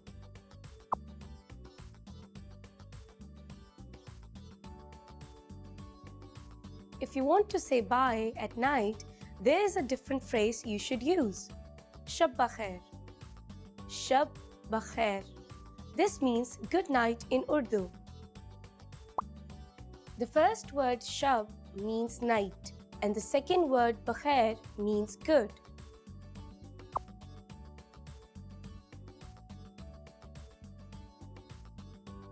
If you want to sound more casual, here's a phrase for you.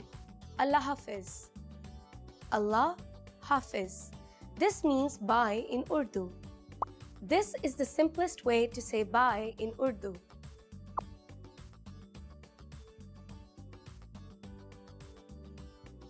Let's wrap up this lesson by recapping what you have learned. Listen to the phrases and repeat after me.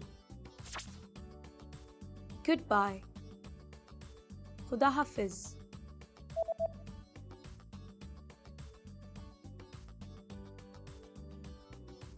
Khuda Hafiz.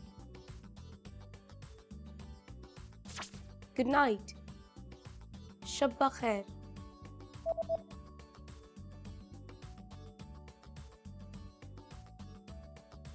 Shab Bakhair. Bye. Allah Hafiz.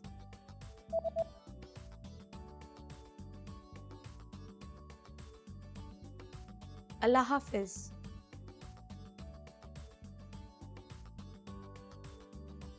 Well done. Shabba Bakhair is not the only way to say good night to someone.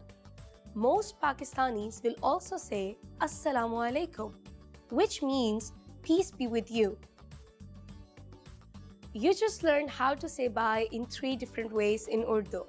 And don't forget, you can learn Urdu twice as fast with your free PDF lessons. Just click on the link in the description to download them. See you soon. Allah Hafiz.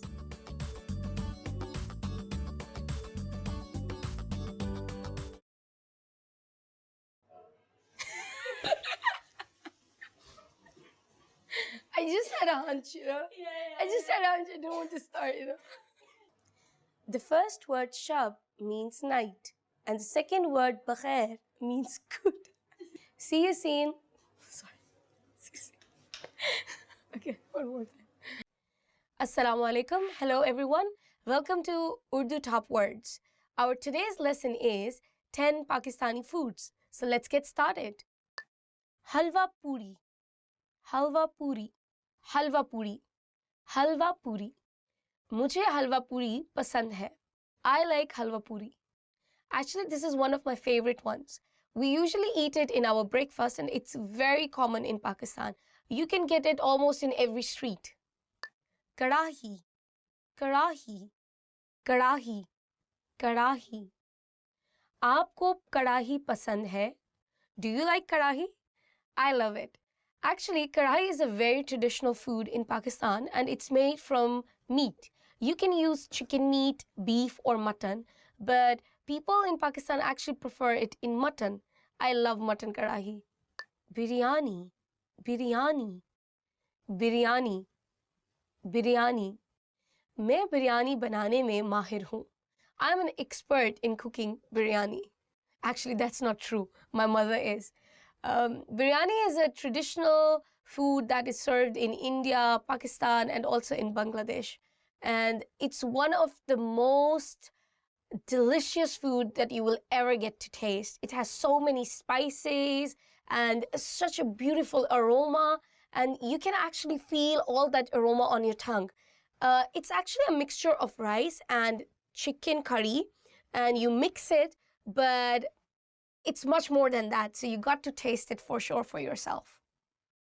Korma. Korma. Korma. Korma. आप korma बनाने में माहिर हो? Are you an expert in making korma? Korma is a traditional food of Pakistan and it is a form of curry. So we have mutton, beef or chicken and we make curry with it. But we have a very special ingredient involved in korma and that are nuts. Lots of nuts. And the aroma with the nuts is very strong. So you should really taste it. Pie. Pie. Pie. Pie. Pie नाश्ते में खाए जाते हैं. Pies are taken in breakfast. Pies are, the literal translation is feet of a goat. And don't get scared, but we actually eat them, but not just like we just cut them and eat them. We clean them, and the way of sterilizing the feet of a goat is a very long process in Pakistan. So we burn the skin and we take off all the hair, we boil them so there are no more bacteria or germs in it, and we also cut them in half in order to make sure that they are sterilized properly. And after that, we cook them with special spices for this dish. And the gravy is very sticky and they are really heavy in terms of calories, but everybody loves pies. No matter you are from Punjab or you are from some other province, but you would love it. So it's a must try if you ever visit Pakistan. Kofte, kofte, kofte, kofte. मुझे कोफ्ते पसंद है. I really like kofte. Kofte is actually meatball. So we just have an egg in between and we cover the egg with the meat. And it's really delicious. And when we are serving the food, we usually cut one kofta into two pieces. So you can imagine it looks like an eyeball. So in between you can see half of the egg, a boiled egg, and it's covered with lots of meat outside. It's really beautiful. Halim, Halim, Halim, Halim. Halim garam hai. Halim is hot. Trust me, people, you would really want to eat a hot halim because the spices, the aroma, it's just delicious. And I'm a foodie maniac. I love food. And halim is basically a combination of lots of different pulses cooked together with chunk of meat in it, and it's just heaven. Nihari, nihari, nihari, nihari. Lahore ki nihari mashhoor hai. The nihari of Lahore is famous. I totally agree with it 100%. And I'm from Lahore, so take my word for it. Nihari is a curry, a thick gravy that we make from the meat of a goat, but it's taken from the thigh part, specifically from that part. And it's kind of also a bit sticky, and it's not really spicy, and we eat it with naan, always with naan. We never have any other kind of bread with nihari. So you should give it a try. And mostly people in Lahore and Punjab, they want nihari as their breakfast. I know, it sounds weird eating such a heavy dish in the breakfast, but that's how we do it in Pakistan. Zarda, zarda, zarda, zarda. Zarda शादियों के लिए एक मशहूर dish है. Zarda is a famous course for wedding reception. So basically zarda is sweet rice. So all the rice we make in biryani, they are spicy, but in zarda it's the opposite. They are sweet, and it also has many kind of pistachios and nuts in it. It's served as a dessert, you may call it. Yeah. Matanjan, matanjan, matanjan, matanjan. Matanjan rangeen hai. Matanjan is colorful. So zarda and matanjan are like brother and sister. So matanjan is also sweet rice, but it has many, many colors. The famous colors for matanjan are white, red, pink, and green. And it also has rasgullas in it. And rasgulla is a small white sweet in Pakistan, and they include it in the rice in that when they're serving the dish. So it's really sweet, and it also has nuts in it, and also famous for weddings. So you should definitely give it a try. Thank you so much, guys, for watching this video. If you like our video, please don't forget to give us a thumbs up. And if you have any comments or questions about Pakistani food, please don't forget to comment below and let me know which Pakistani food is your favorite food. If you want to know more about our Urdu lessons or you want to see more Urdu material, please check our website www.urdupod101.com. See you until next time. Allah Hafiz.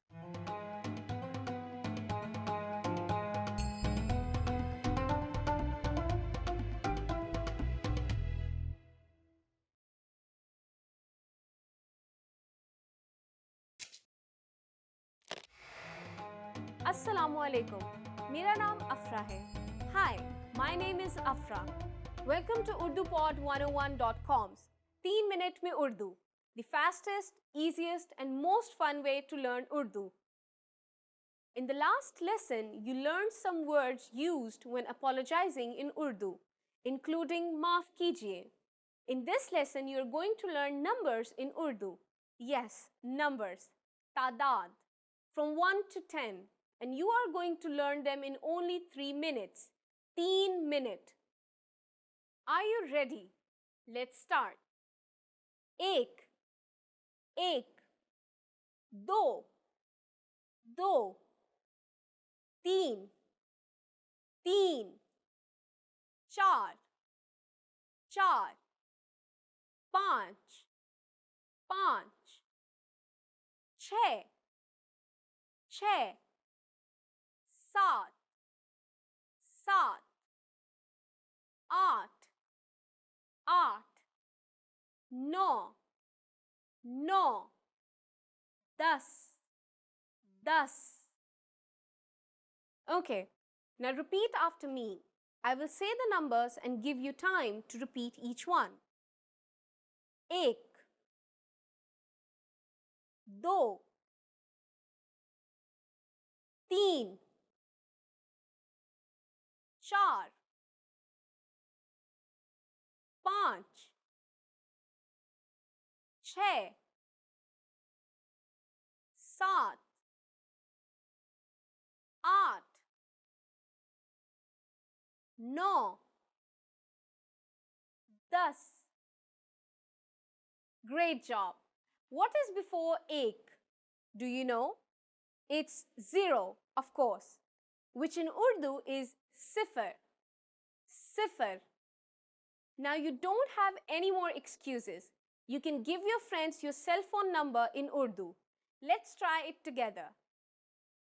To say my phone number is in Urdu, first say the phrase Mera phone number, then say your cell phone number and finally say hai. Mera phone number. Your phone number hai.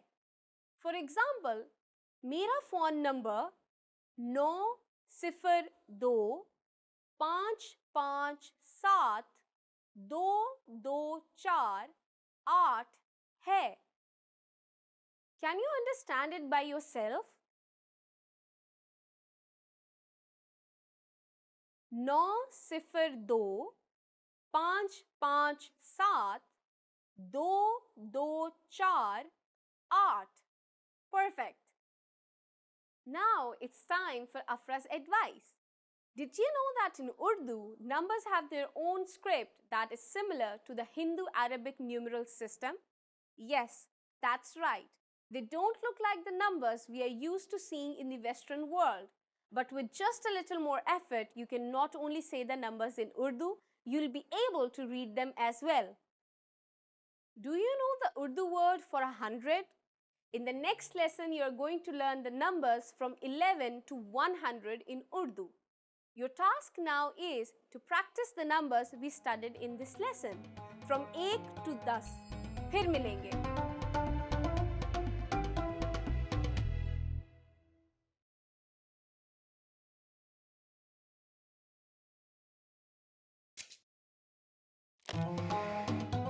Assalamualaikum. मेरा नाम अफरा है. Hi, my name is Afra. Welcome to UrduPod101.com's 3 minute में Urdu, the fastest, easiest and most fun way to learn Urdu.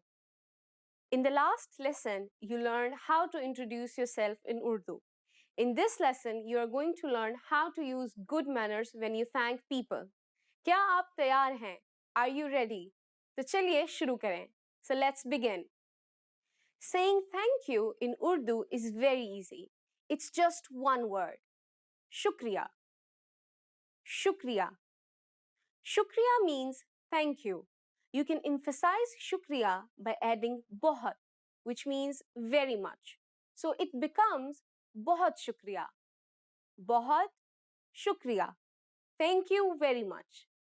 So now you have learned how to say thank you in Urdu. But how will you reply if someone else says thank you to you? In Urdu, you are welcome is sometimes expressed as आपका खैर मुकद्दम है. आपका खैर मुकद्दम है. You can also respond to someone who has thanked you by using another expression. This is कोई बात नहीं, which literally means it's nothing. कोई बात नहीं. कोई बात नहीं. So when someone says shukriya to you, you can simply reply with koi baat nahi or aapka khair muqaddam hai. Now it's time for Afra's advice. Pakistanis do not always use the expressions for thank you and you are welcome in everyday situations. It is a concept literally translated from English. Native speakers often show politeness simply by using polite pronouns and verb forms while speaking. Do you know what Subha Bakhair means? In our next lesson, you will learn this and other greetings in Urdu. फिर मिलेंगे. See you then.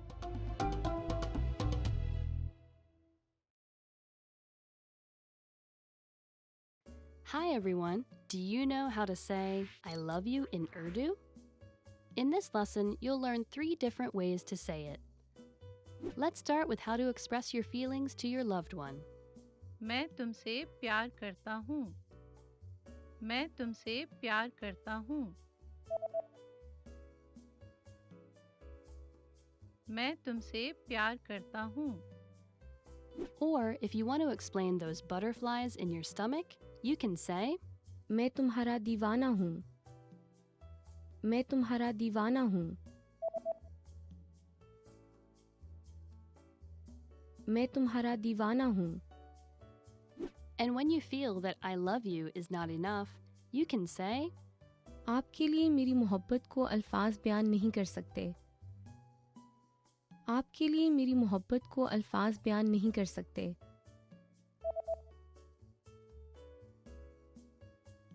आपके लिए मेरी मोहब्बत को अल्फाज बयान नहीं कर सकते. You just learned 3 different ways to say I love you in Urdu. And if you're interested in learning more, don't forget to download your free Romance and Love cheat sheet, which includes romantic words, compliments, and pickup lines. Check out the description below and go to urdupod101.com now. See you next time. Hello, Assalamu alaikum. My name is Afra and welcome to our series Top Words. Today we are going to do Top 25 Urdu verbs. Let's get started. Hona, to be. So the first word is hona, to be. Aapko wahan hona chahiye. You should be there. This word is used almost in every conversation we have. So it's a very good word to remember, and hopefully when you are going to learn other word patterns, you will get the hang of it, how to use this word. Pasand karna, to like. Pasand karna, to like. मैं उसे पसंद करता हूँ. I like her. It doesn't have to be just one person. You can use it for clothes, for food, for anything. I'll give you another example. I like red color. मुझे लाल रंग पसंद है.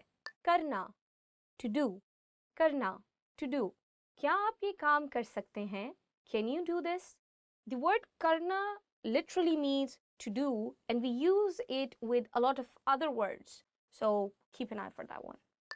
कहना, to say. कहना, to say. अपने मुल्क के बारे में कुछ कहना. Say something about your country. The word literally explains itself, कहना. So if you have to say anything, you just want to use the word, I want to say this. मैं ये कहना चाहती हूँ. वजाहत करना, to explain.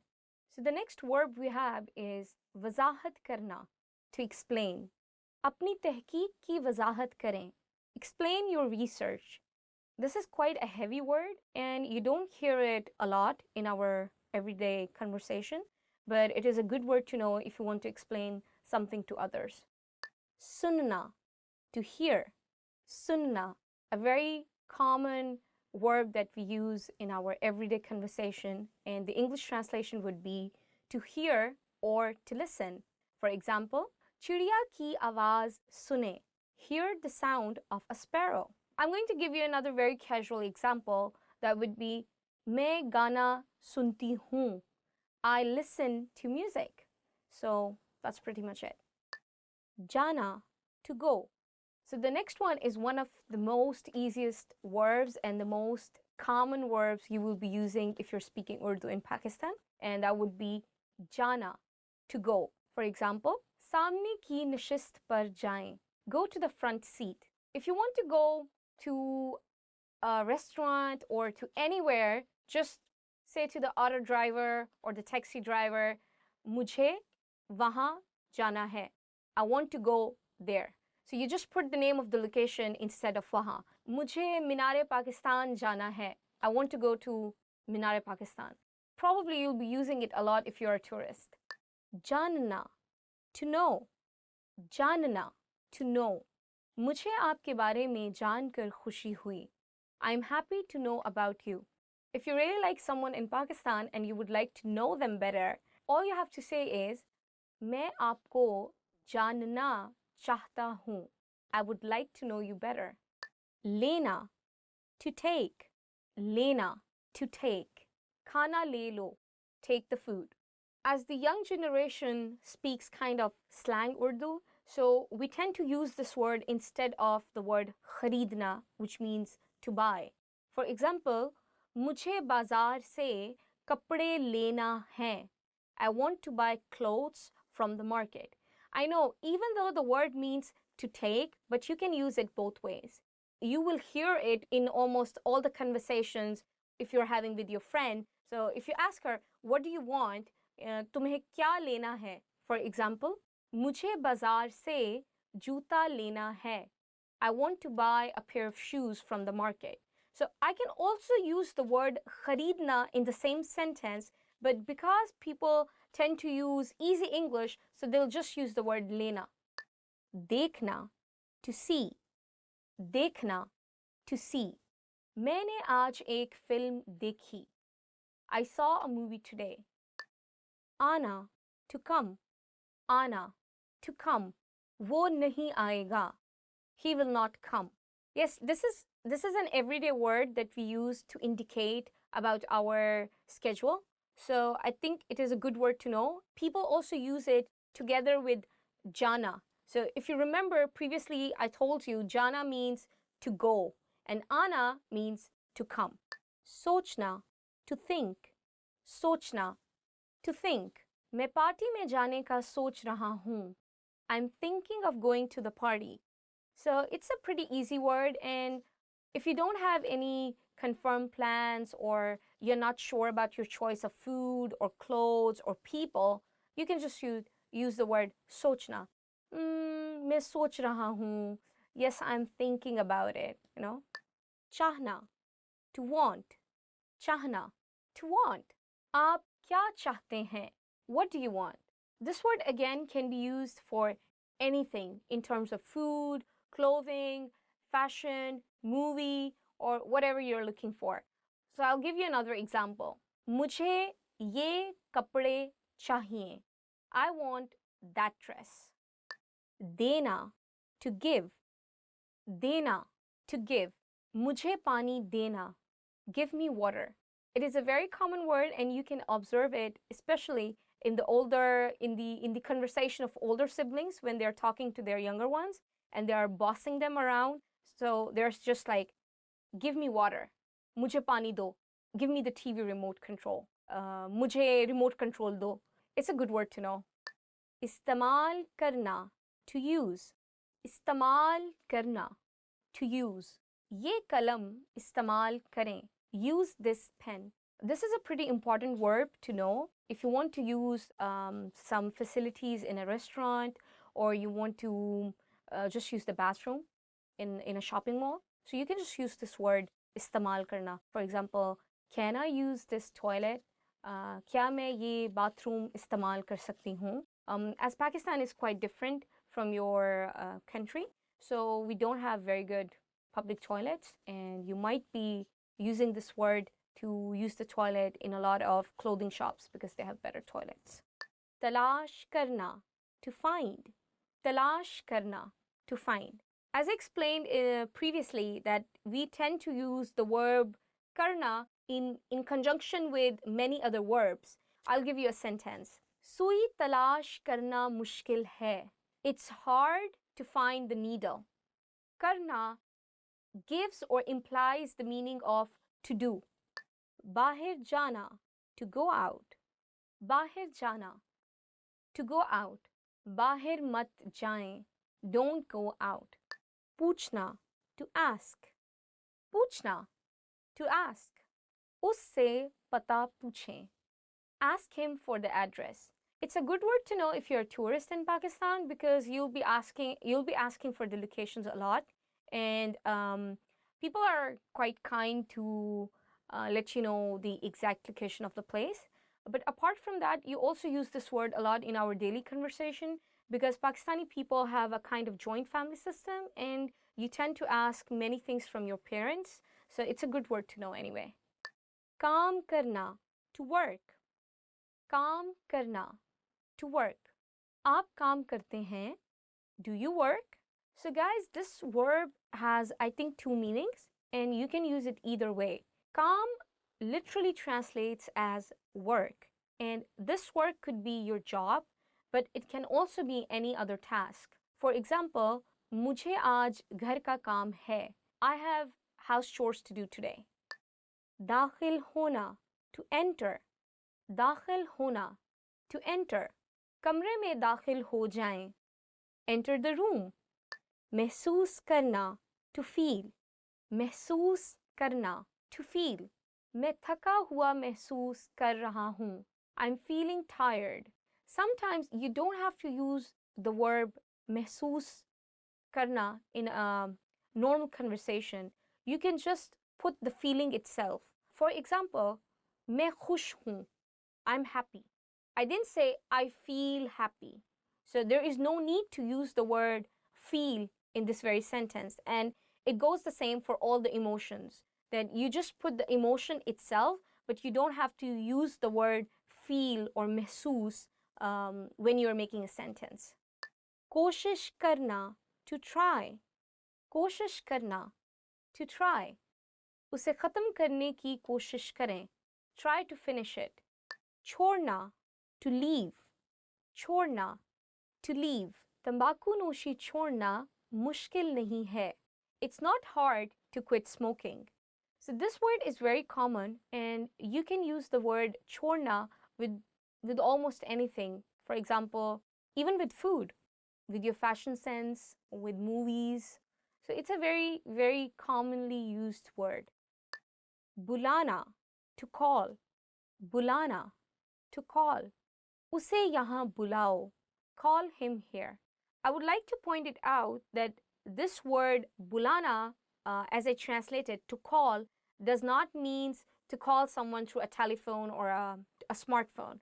It just means calling a person in person to your office or to your place. If I have to say that I'm going to call him, I will translate it as मैं उसे call करूँगा.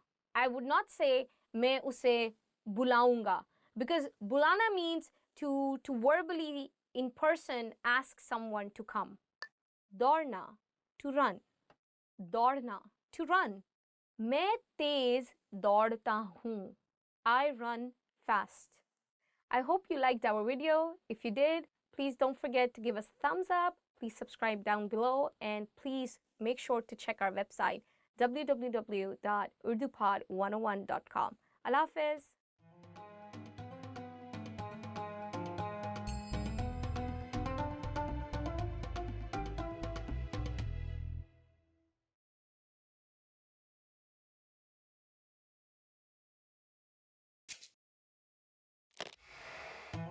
Assalamualaikum. मेरा नाम अफरा है. Hi, my name is Afra.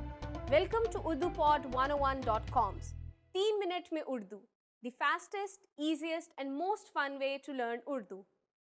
In the last lesson, you learned the phrase क्या आप अंग्रेजी बोलते हैं? Meaning, do you speak English? In this lesson, you are going to learn how to apologize in Urdu. There are a number of ways to apologize, but in a formal situation, you should use माफ कीजिए. माफ कीजिए. The first word maaf literally means forgive, and कीजिए is a polite form of the verb meaning please do. So this expression actually means something like forgive me please. Now let's hear it again. माफ कीजिए. माफ कीजिए is used in formal situations when you're communicating with someone you have met for the first time, with elders, and usually also when communicating with women. It is not used among friends or people who are informal with each other. The informal way to say I'm sorry is maaf karo. Maaf karo. Let's review. Maaf kijiye is the formal way to say I'm sorry or excuse me. Maaf karo is the informal way to say I'm sorry or excuse me. These are all versatile phrases with a few different meanings, depending on the situation.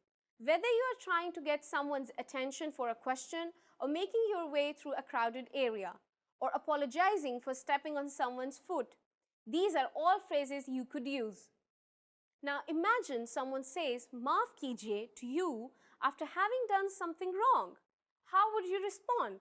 In this case, the proper phrase is koi baat nahi. Koi baat nahi. This means something like it doesn't matter. Koi baat nahi. You might remember this phrase from lesson 2. It is the same phrase you can use when responding to someone thanking you. Now it's time for Afra's advice. If someone bumps into you on the streets in Pakistan, don't expect an excuse me, especially in the big cities. Pakistanis are usually very friendly people, but just don't consider excusing themselves for bumping into someone as time well spent. Big crowds are very common in big cities. Unless someone pushes you over so hard you fell on the ground, keep walking. Are you able to count in Urdu? In the next lesson, you will learn the numbers in Urdu from 1 to 10. I'll be waiting for you in our next lesson. फिर मिलेंगे.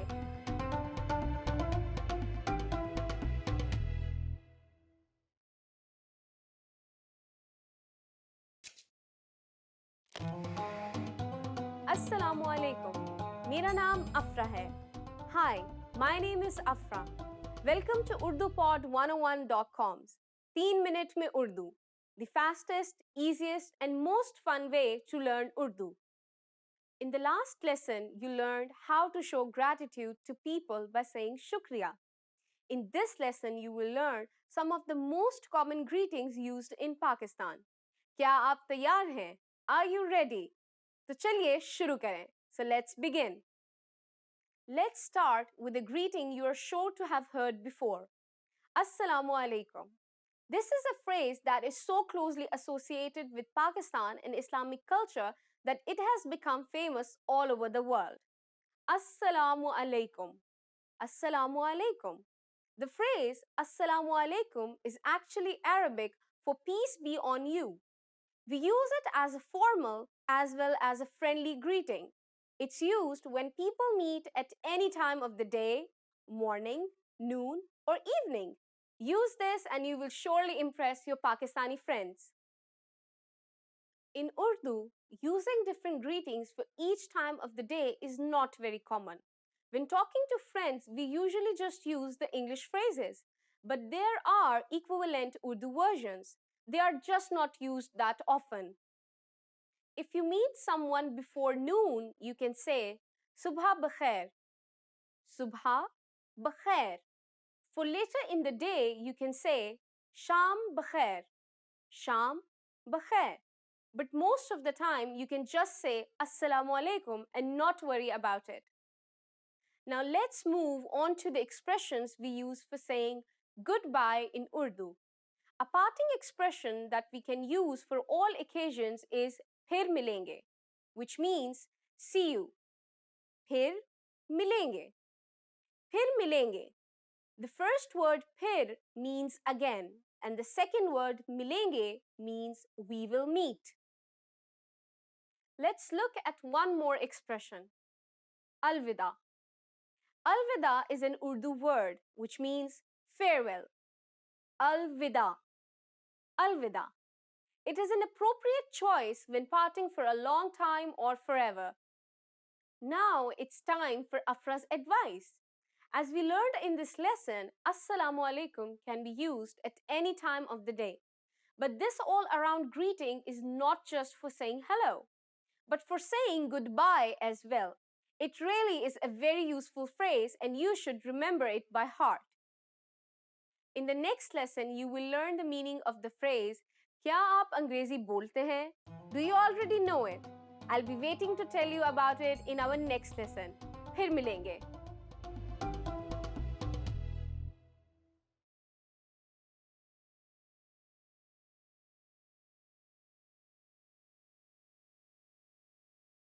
Hello, Assalamu alaikum. My name is Afra. Welcome to Urdu Top Words. Today's lesson is Top 25 Phrases in Urdu. So let's get started. Hello. Hello. Hello. Hello. Hello. आप कैसे हैं? Hi. How are you? So hi and hello is basically the same thing in Urdu, and we translate it as hello. It's a very casual word, and you can use it with your friends, family, with anyone, I guess. Subah bakhair. Good morning. Subah bakhair. Good morning. Subah bakhair, आपका दिन अच्छा गुजरेगा. Good morning. Have a nice day. Dopeher bakhair. Good afternoon. Dopeher bakhair. Good afternoon. Dopeher bakhair. Dopeher ka khana kha liya. Good afternoon. Have you done lunch? I think this word is not very commonly used in Pakistan. Instead, I would recommend to use Assalamu alaikum or hello whenever you meet some person. You don't have to keep track of time as in like good morning, good afternoon, or good night. It's not very common. Shabba bakhair. Good night. Shabba bakhair. Good night. Shabba bakhair. Kal milenge. Good night. I'll see you tomorrow. This word is not very commonly used again, but maybe typical Urdu-speaking families might be using it. You can use it with your friends, family, and also you can use it formally. Anyway, it's a good word to remember. Aapka naam kya hai? What's your name? Aapka naam kya hai? What is your name? You can use this sentence with anyone. Any new person you meet, just ask the question, what's your name? Aapka naam kya hai? Main Afra hoon. I am Afra.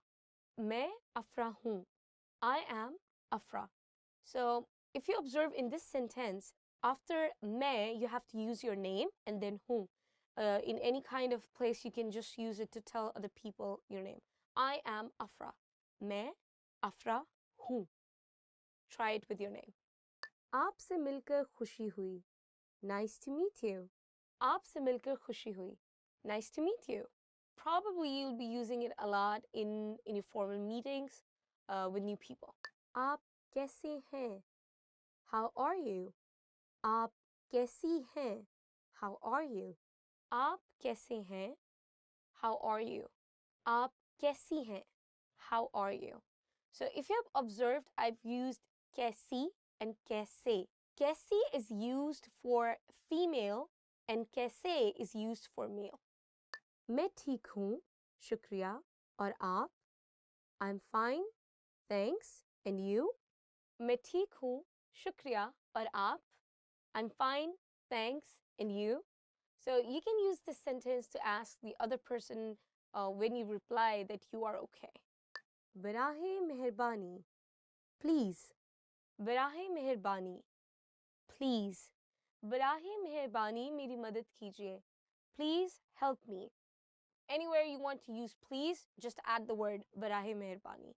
For example, please do this for me. Barahe meherbani, mere liye ye kaam kijiye. Aapka shukriya. Thank you. Aapka shukriya. Thank you. Meri madad karne ke liye aapka shukriya. Thank you for helping me. It can be used formal and it can also be used in an informal setting. That's pretty much it. Khushamdeed. You're welcome. Khushamdeed. You're welcome.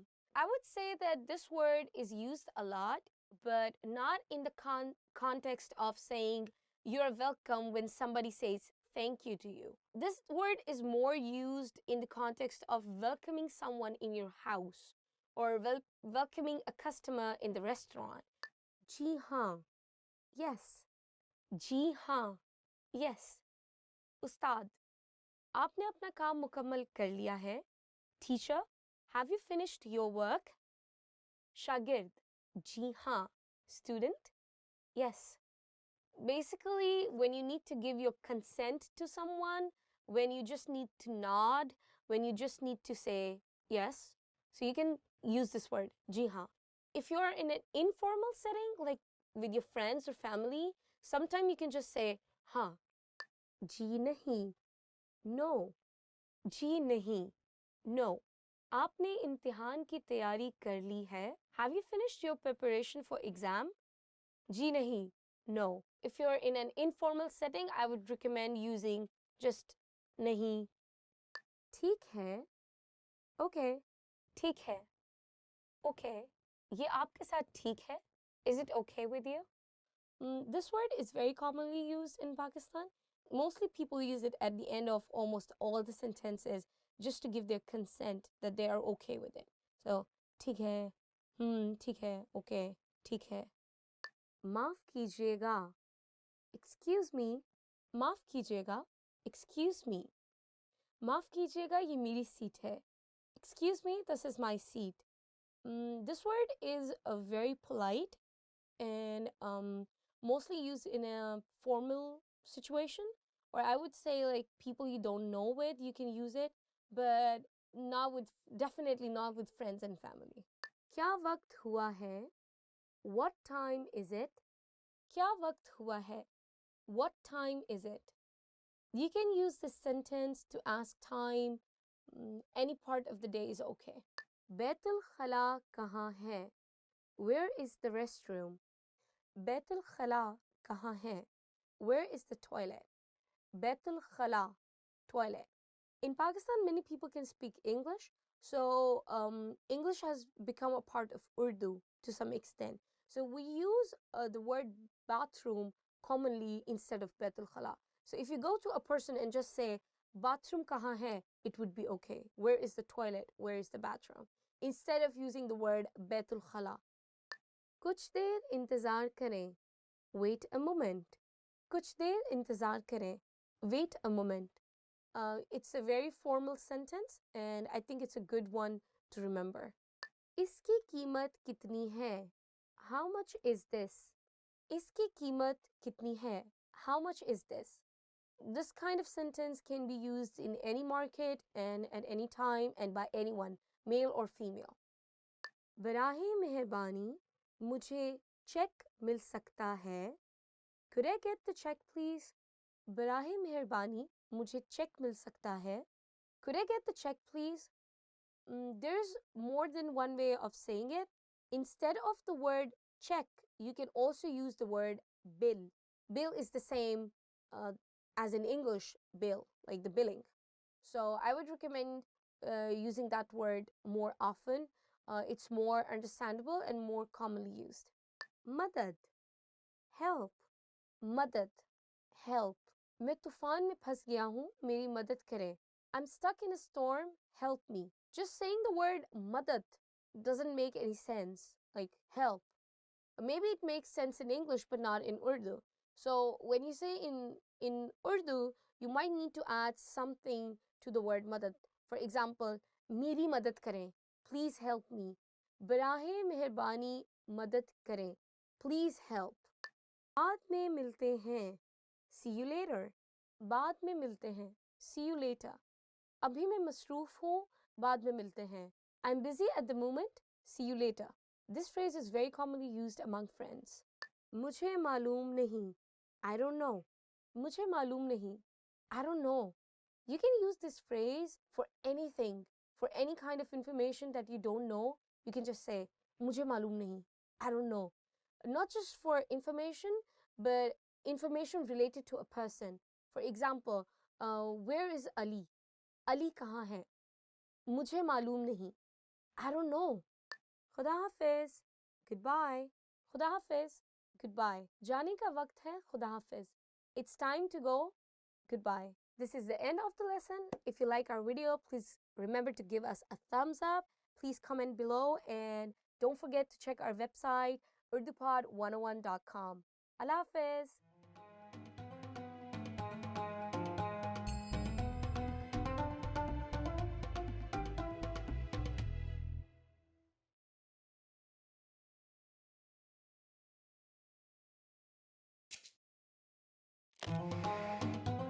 Assalamu alaikum. मेरा नाम अफरा है आपसे मिलकर खुशी हुई Hi, my name is Afra. Nice to meet you. Welcome to UrduPod101.com's 3 Minute में Urdu, the fastest, easiest and most fun way to learn Urdu.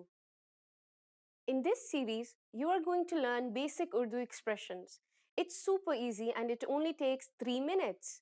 In this lesson, you are going to learn how to introduce yourself in Urdu. There are only 2 sentences you need to know. Assalamu alaikum. मेरा नाम अफरा है आपसे मिलकर खुशी हुई Hi, my name is Afra. Nice to meet you. Start by saying Assalamu alaikum. Then say मेरा नाम, then your name, and then say है. Please repeat after me. Assalamu alaikum. मेरा नाम, your name, है.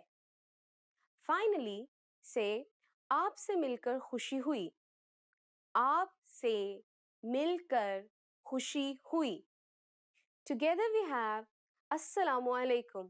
मेरा नाम अफरा है आपसे मिलकर खुशी हुई. Let's take a closer look at the first sentence. First is the phrase Assalamu alaikum. Assalamu alaikum in Urdu is equivalent to hello. Next is mera, meaning my. This is a way to refer to yourself which can be used by both men and women. Next we have naam, meaning name. Then you say your name and finally we have hai. Hai is attached to the end of the sentence and literally means to exist. In the first sentence, we have the construction mera plus naam plus your name plus hai. The structure of simple Urdu sentences is different from English. In Urdu, the word order is subject, object, verb. The second sentence we have is आपसे मिलकर खुशी हुई. आपसे मिलकर खुशी हुई can be used by both men and women. It means nice to meet you. It is used when meeting someone for the first time. आपसे मिलकर खुशी हुई. आपसे मिलकर खुशी हुई. Again, all together it is Assalamu alaikum. मेरा नाम अफरा है आपसे मिलकर खुशी हुई. Now it's time for Afra's advice. Pakistani people do generally shake hands with people of the same gender and often hug them as well. If you're unsure, just say Assalamu alaikum and shake hands with people of the same gender as you. However, in a business situation or with people from the opposite gender, you might refrain from shaking hands. Do you know how we say thank you in Urdu? You will learn how to say this and many other words in the next lesson. फिर मिलेंगे. See you then.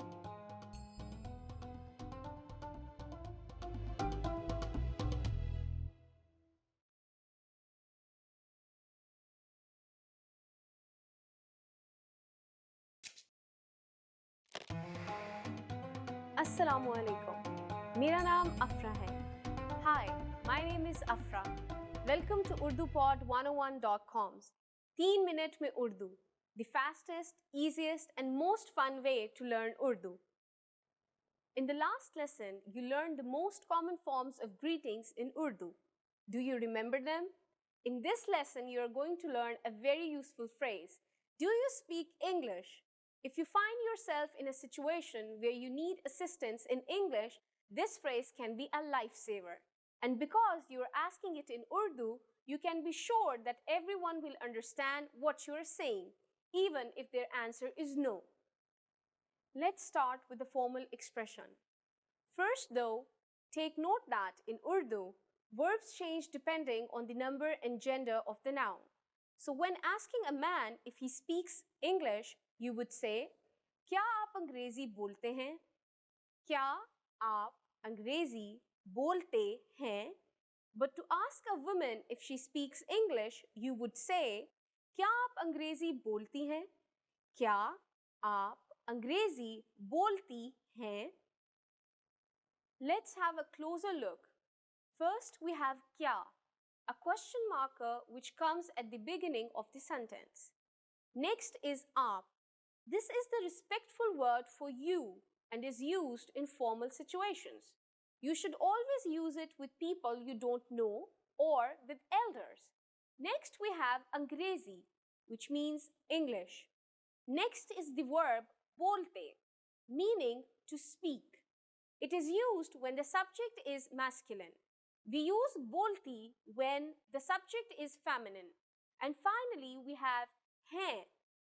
Hain is a sentence ending particle used with aap. Once more, when asking a man, it's क्या आप अंग्रेजी बोलते हैं? And when asking a woman, क्या आप अंग्रेजी बोलती हैं? Now let's make this sentence informal. First, we need to use the informal version of you, which is tum.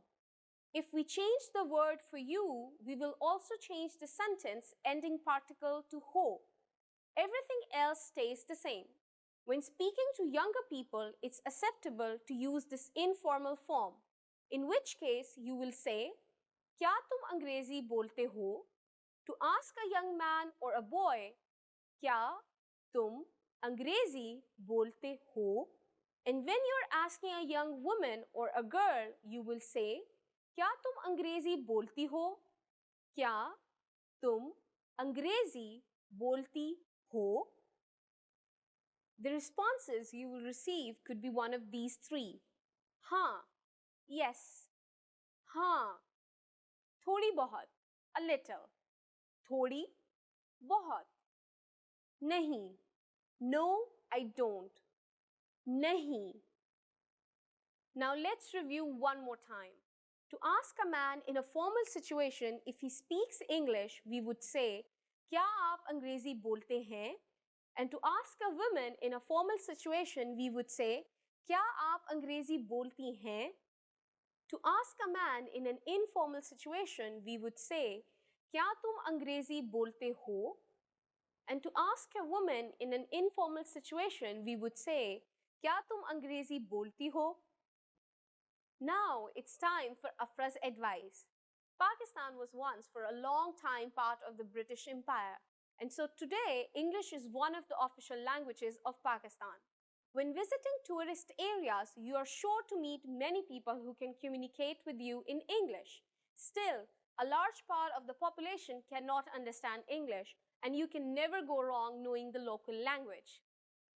How do you say, I'm sorry in Urdu? In the next lesson, we will learn ways to apologize. It's never too late to show your good manners with Pakistani people. I'll see you in our next lesson. फिर मिलेंगे.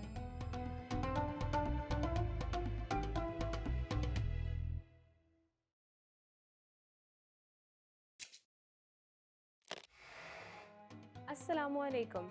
मेरा नाम अफरा है. Hi everybody, my name is Afra. Welcome to UrduPod101.com's 3 minute में Urdu, the fastest, easiest and most fun way to learn Urdu. In the last lesson, we learned the numbers from 1 to 10. Do you remember them? Just in case you have forgotten, I'll tell you again. 1, 2, 3, 4, 5, 6, 7, 8, 9, 10. And now let's continue from 11. 11, 11, 12, 12, 13, 13, 14, 14, 15, 15, 16, 16, 17, 17, 18, 18, 19, 19. Urdu numbers from 1 to 100 are quite irregular with no definite pattern. So the only way to learn them is to memorize them. It might seem daunting at first, but you will soon recognize a rough pattern. Now, here are the rest of the tens.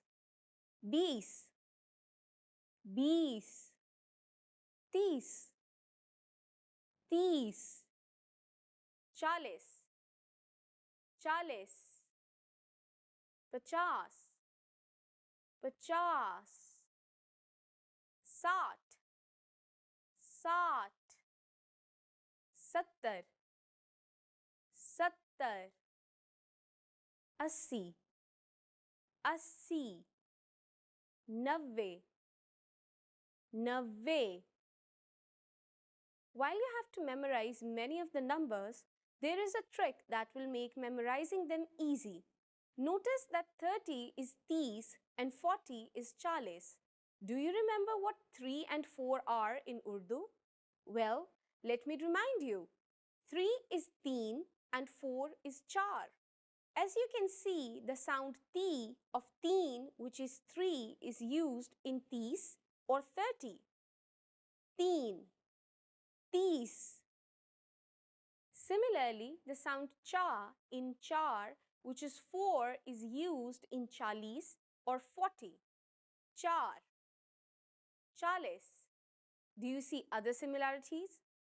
5 in Urdu is panch, while 50 is pachas. The common sound is pa. Unfortunately, this does not apply to all numbers.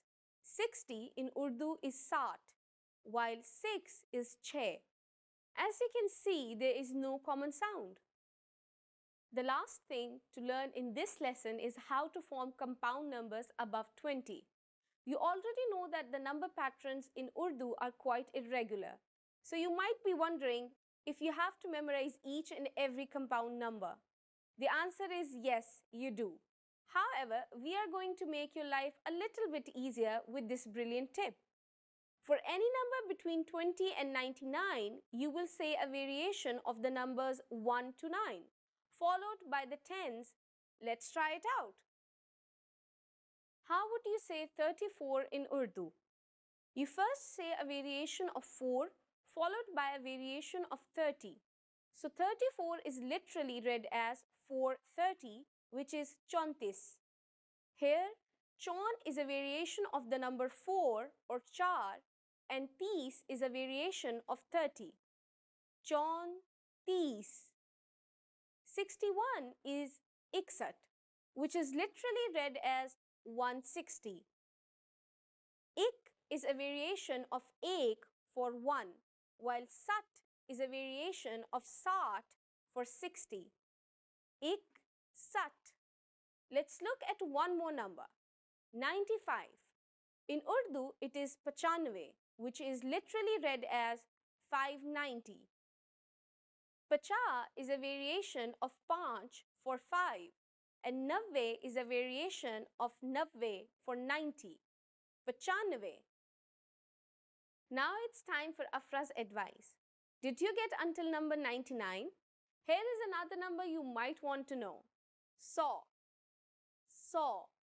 That's 100 in Urdu. Congratulations! Now you're able to count to 100 in Urdu. In the next lesson, we are going to put your number knowledge to use. Do you have all the skills you need to go shopping in Pakistan? If not, I'll be waiting for you in our next 3 minute mein Urdu lesson. Phir milenge.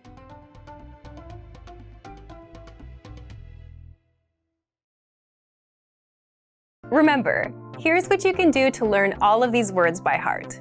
Drill these words with our spaced repetition flashcards, which will help cement these words into your long-term memory.